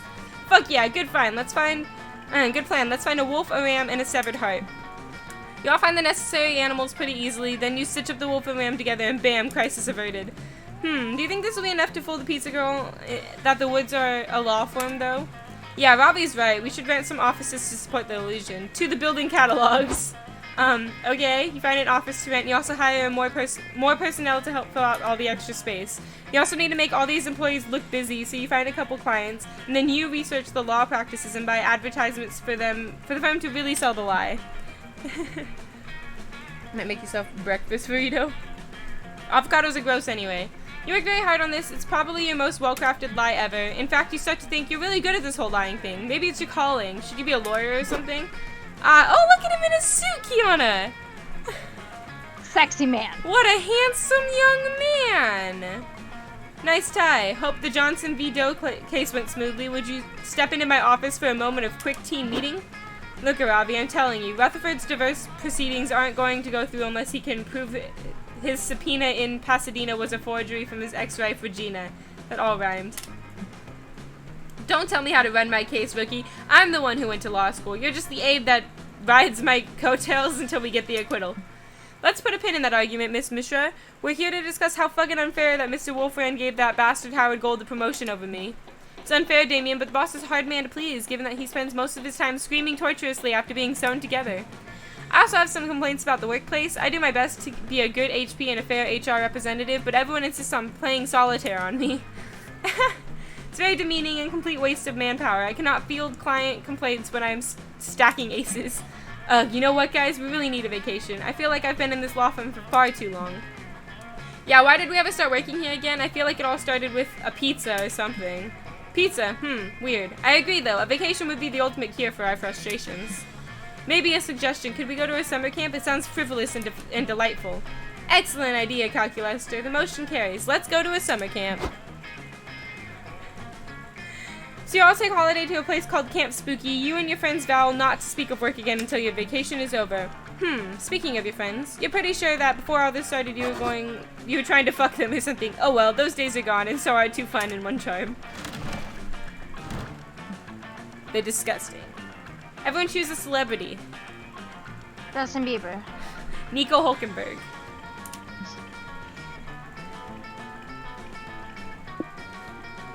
Is most likely to be a diehard fan of a much smaller celebrity and a very Hulkenberg. I don't think Justin Bieber can be sincere. Wait, what'd you say about Justin Bieber? Justin Bieber. I don't think Justin Bieber can be sincere and wholesome. Hulkenberg is like one of the most wholesome people I know. Exactly. So Just let's saying. give that puppy man. That's a fat me. Last A new the day, last a new time. adventure. Why am I Okay. It's my turn. I want to go here. Oh, look at me. Oh my god, I love that outfit. That day in Monster Scouts, you learn to identify different berries. You all search for berries and try to identify them. A blackberry, a blueberry, but Rachel, the deer person, finds a very weirdly shaped berry that no one can identify. You all stare at it for hours. It's closer to abstract art than to a berry somehow. It's a true think piece. It forces you to reflect on berry inequality, and although there are no easy answers from the questions it poses, you gain +3 creativity from the experience. Afterwards, you meet up with Aravi and Hex. Ever since you received that mysterious scroll, you three have been on a long, arduous quest. You've solved countless puzzles, followed clue after clue, prepped your inventory, and now you're finally here, the secret location of the Ring of Sustenance. Boring. What the fuck? It's just a big dumb wall. This isn't a bagel shop or a dungeon. I want a refund. Wait, Hex, check out these mysterious runes carved into the wall into the wall in cuneiform? Cuneiform. It's an ancient form of writing. Oh. It translates to sacrifice the blood of a fool to summon the manager of legend. Ravi slits your finger open and smears your blood on the wall. Suddenly the ground below you starts shaking. The wall crumbles away and opens up a huge dark cabin. Why am I the fucking fool? It's fuck you. With a bagel shop inside. There's a grand opening sign and a line of adventurers out the door and paper mache bagel on the roof. What is this place? Did I eat too much pain again? Am I hallucinating? You're approached by a goblin. Hail and well met, adventurers. 'Tis I, the manager. This is me at fucking work. You have done well to reach this place. Welcome to the Ring of Sustenance. Wait a minute. This place makes no goddamn sense. Is this a dungeon? Can I shoot you with my crossbow for XP? Sort of. You see, this place used to be a legendary dungeon, built to challenge the strength of humanity and protect the secret power of the gods. But we ran into a cash flow problem. Dungeons are wildly unprofitable. It turns out inviting adventurers to loot your treasures is a bad business model. Who knew? So we've rebranded. Welcome to the Ring of Sustenance, the world's first ex-dungeon bagel shop. Enjoy the handmade bagels and the many lethal traps. We're totally winning our lane. Huh, that's not such a bad idea, actually. All the fun of bagels with the mortal danger of a dungeon. Fuck it, let's get some bagels. You all go and buy some bagels. You have to jump over several snake pits to get to the cashier. You trip and get stabbed, but your pumpernickel bagel smells delicious. After that, you three hit up the Schmear station for cream cheese. There's a grumpy-looking goblin guarding it, and he immediately starts screaming at you. Greetings! 'Tis I, Noomzalks, the Schmear Guardian. If you wish to enjoy the cream cheese upon your bagel, you must best me in a battle of wits. You may choose any of the Schmears, but be warned, one of these cream cheeses is chock full of deadly poison. But which one? This is my dark game. Choose. Yeah. So it's a randomized life or death skill check. Fuck yes, we'll play your game, whatever. Ravi girl. Focus, Ravi. If we lose this game, we won't get any cream cheese. A bagel without any cream cheese isn't a bagel. We have to get this right. You want bagels? 5 massive, lukewarm vats of cream cheese are in front of you. Which one is poisoned? Guess right, and you'll hopefully impress your 2 hottest friends. Trick question, all of the cream cheeses are poisoned with chemical additives and refined sugars. It's obviously the one labeled poison-flavored cream cheese. Hey, I'm so smart.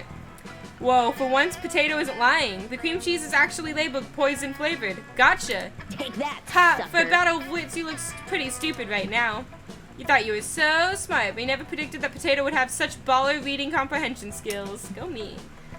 Are you certain that cream cheese contains the poison? Perhaps it's a ruse, a deception, a witty trap. Ooh, Nah, yeah. we're sure as shit, dog. That's the poisoned one. Final answer.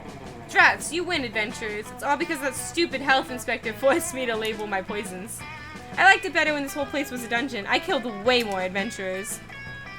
Since you won the Battle of Wits, you all get cream cheese on your bagels. Yay, that was totally worth risking your life. gonna finish that? You know what? I'm gonna go with the poison-flavored cream cheese. I literally can't die, so I think I should be chill.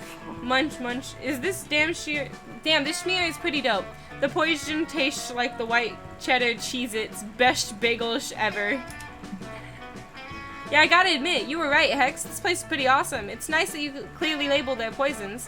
Most bagel places don't bother to do that. Be my support. And I really like how the 3 of us can have so much fun together. We're a really well-balanced adventuring party. You're blushing, Ravi? You want to have a big old threesome? I was actually literally just about to make a joke about that. I was like, if we do seduce Ravi and you like, you know, get her to go above with you and everything, does Hex join? So like a 2-for-1 deal? Oh my god, Hex, shut up right now! Maybe a mention of the word threesome gets you +3 boldness! You eat bagels all afternoon with Hex and Aravi, your official BFFs. Showtime! Oh, I don't know what stat I need.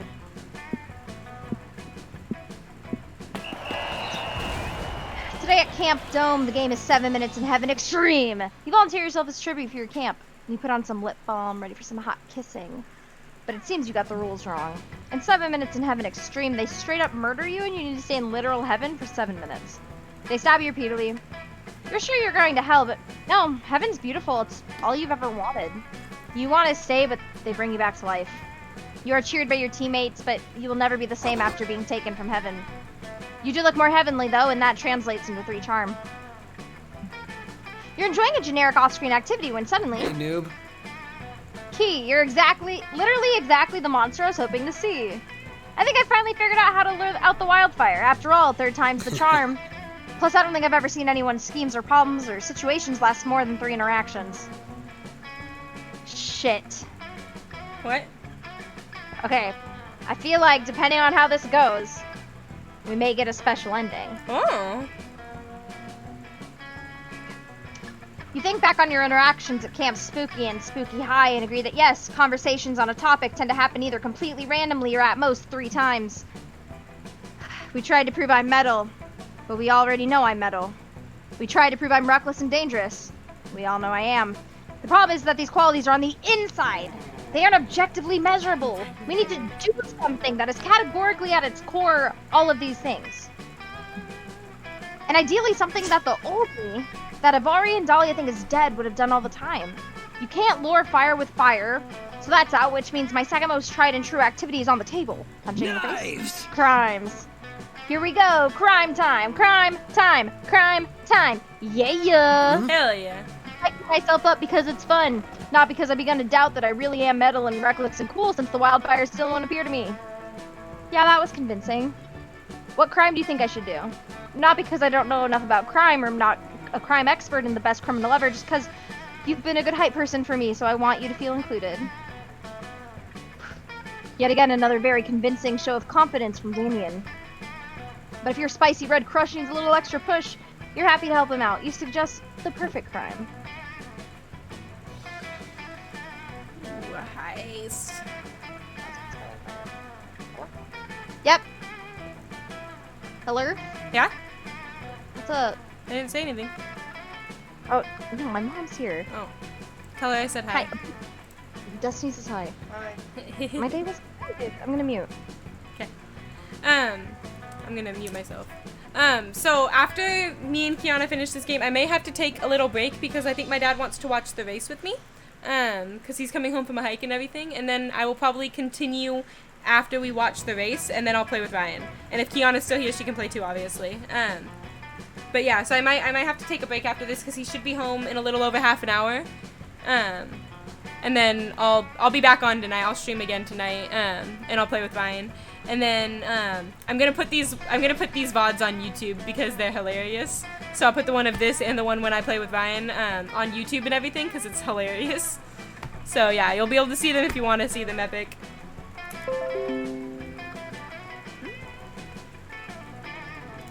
Hi, Tori.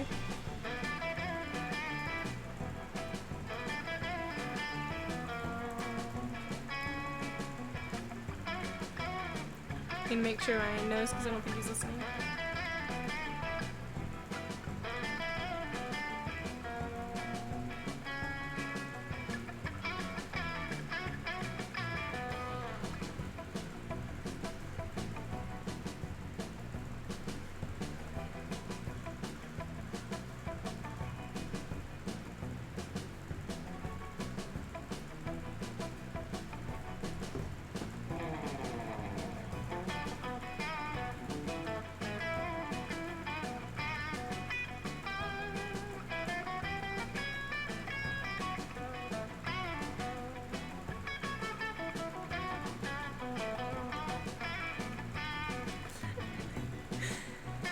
So one of the Tinder guys is trying to get me to play Among Us with his group because he's like, oh yeah, like a bunch of the guys have like girlfriends that play with us and like they want more girls to play. And I was like, oh, I don't know, maybe sometime, you know, just kind of blowing off. He's like, I know I hit on you because we met on Tinder, but just let me know if you want to actually just be homies. And I'm like, that's like the most random interaction I've ever had through Tinder.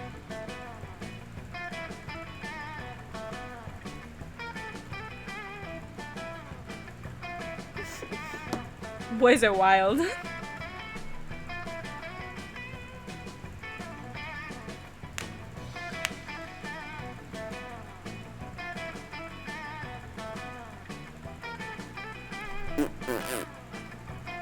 It's honestly such a mood. You feel it. You had a girl ask what I was looking for, and pretty much just like anything. I feel it. I'm just looking for attention. I just like attention. I just want somebody to like me. But like, okay, you wanna know the weirdest like Tinder thing I had happen? There was this one dude that was hitting on me like right when I got Tinder and everything, and I ended up adding him on Snapchat. And he was trying to hit on me and trying to get me to like go out with him for like 2 weeks. And everything, and I wouldn't, like, cause I'm like, I'm not going out with anybody right now, and I wouldn't go out with him. And then like, he ended up getting a girlfriend, and the girlfriend added me on Snapchat too, so now I'm friends with both of them. And like, the dude posts on his story all this stuff about the girl. Like, it was literally like a week after he added me on Snapchat was when like he got a girlfriend, or 2 weeks or whatever. I think it was 2 weeks.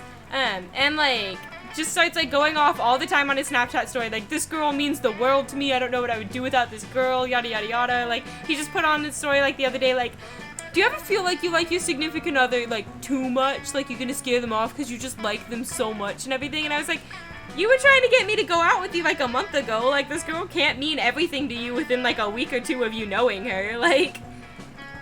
So I thought that was pretty funny.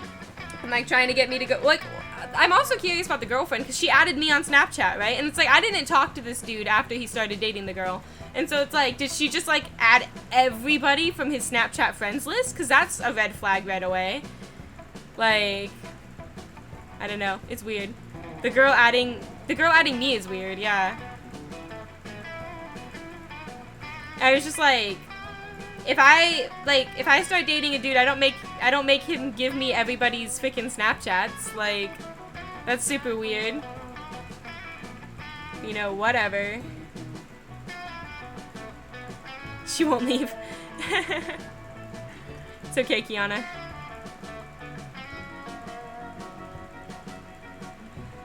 The weirdest thing you've gotten is the hi, honey. My most recent ex used to call me sugar, which is also a very southern thing, and he's not southern. But I liked it. But now he's a shithead, so now we don't care. I've never really had that many nicknames. Or at least nicknames that really stuck.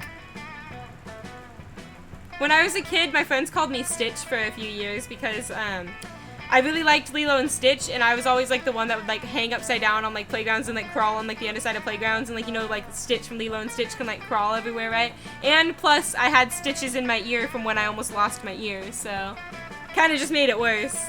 But it was fine. No one calls me Stitch anymore. But I love Stitch from Lilo and Stitch. I have the Stitch alien plushie that I sleep with.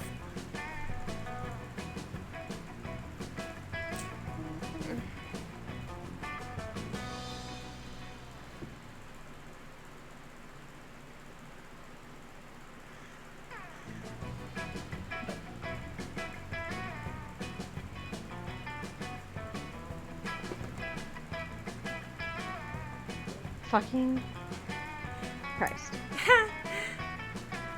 I'm so sorry. You're good. So this is the first time I've talked to my mom since last night. She went out for drinks last night. And so she was like, hey, how are you? How was your night? My night was good. And then she told me everything that happened last night. And then she was just like, yep, dinners, make your own. Have fun with that. That's fun.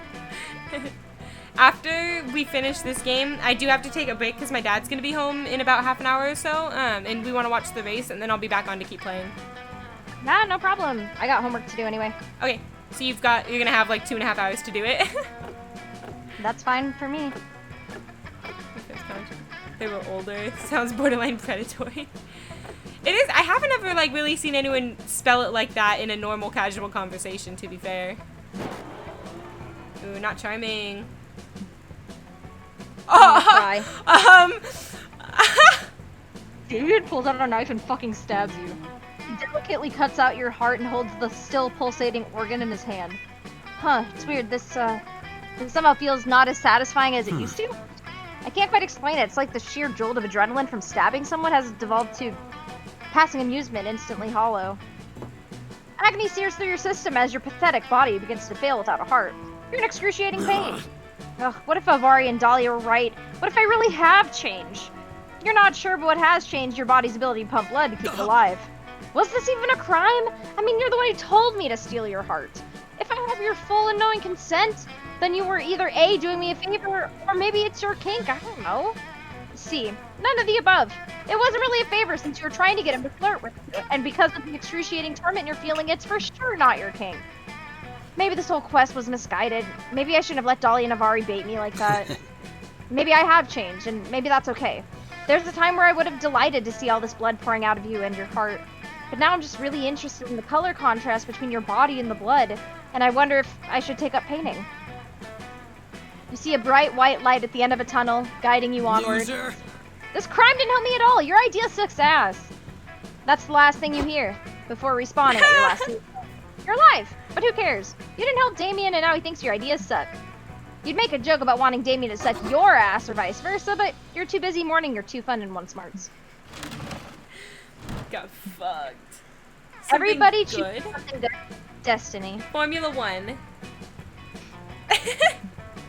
I hear Kiana's heart break right there. Oh, there's so many good names you can make about my name.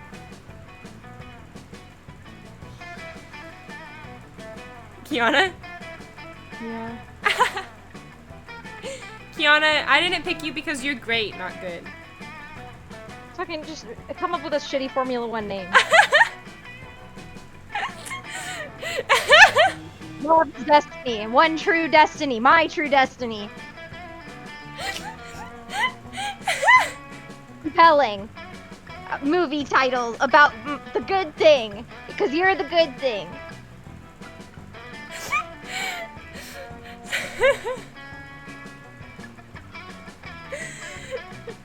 Kiana, I love you. Just fucking come up with a Formula 1 movie title, damn it.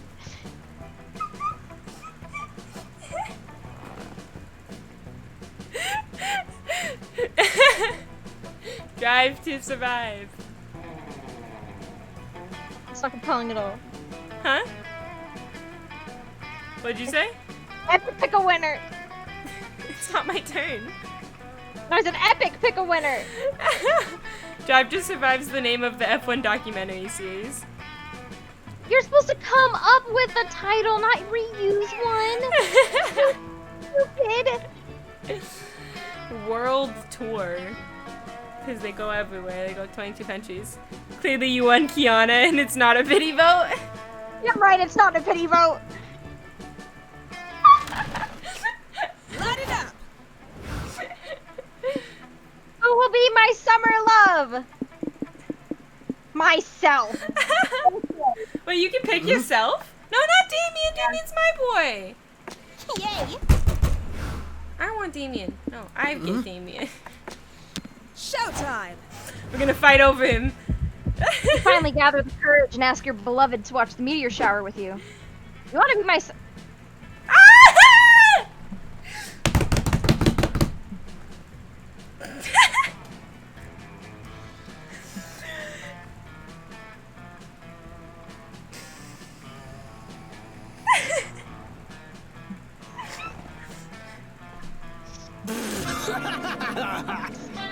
Although being brutally rejected, you move on and focus on becoming a renowned cardiologist.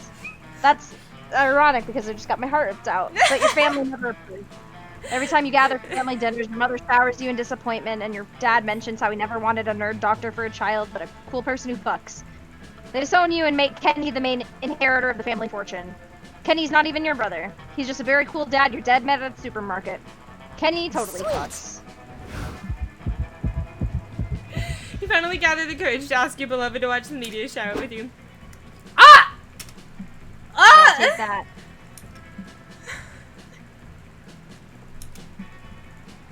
Go get a sunburn.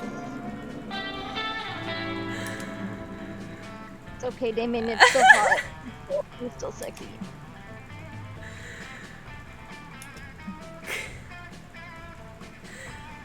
Falcon proves to be better at being you than you were.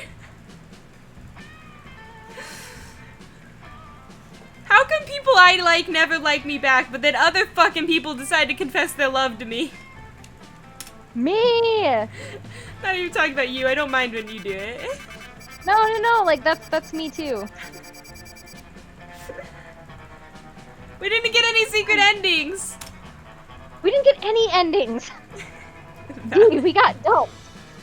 We both got rejected. Kiana, can I seduce you instead? Will you be my summer fling? Before we knew it, those weeks were gone. Felt like a hot minute, and it felt like an entire lifetime.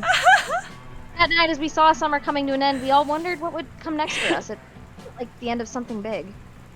Little did we know, life still had many wonders and misadventures in store for us. Oh. Now I'm older and I can see it. How those years became the foundation of the mythology of our lives. Broken hearts turned tragedies sung for centuries. Wild nights became epics treasured forever. Every kiss and every laugh is now a consolation we'll always find while gazing into the starry night, no matter how many years go by. Even today, I can still close my eyes and I'm there. On that last summer night. Feeling like I was just starting to live life.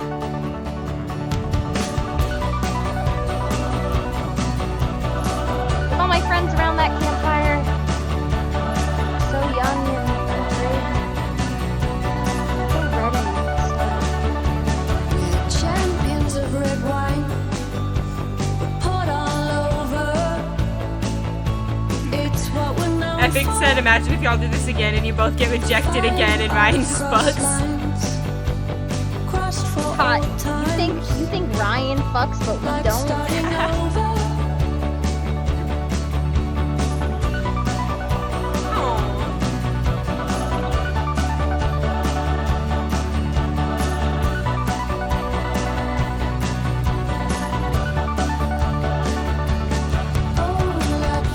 I'm a pig! And you're lost in the woods.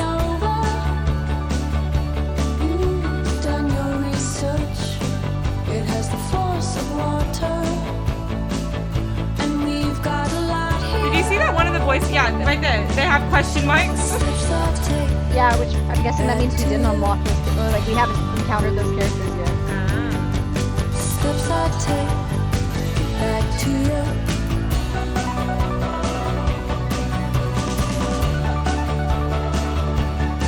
There's you and Damien though.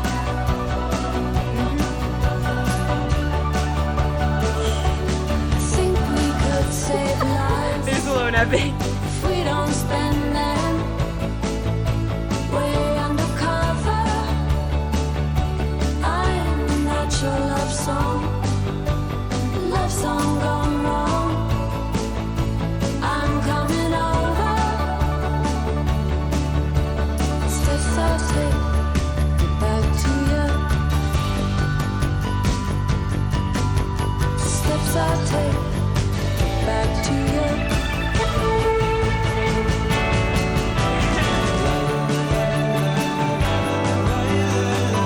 Best fandom ever. A good review means a lot to us.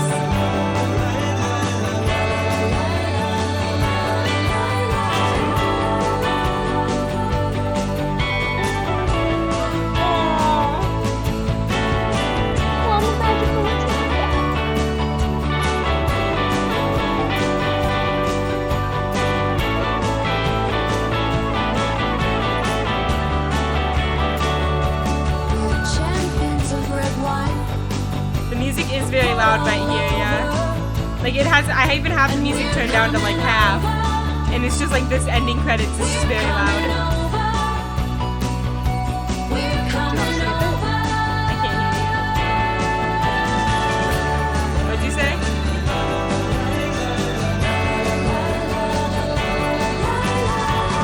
We can, I just thought it was cute.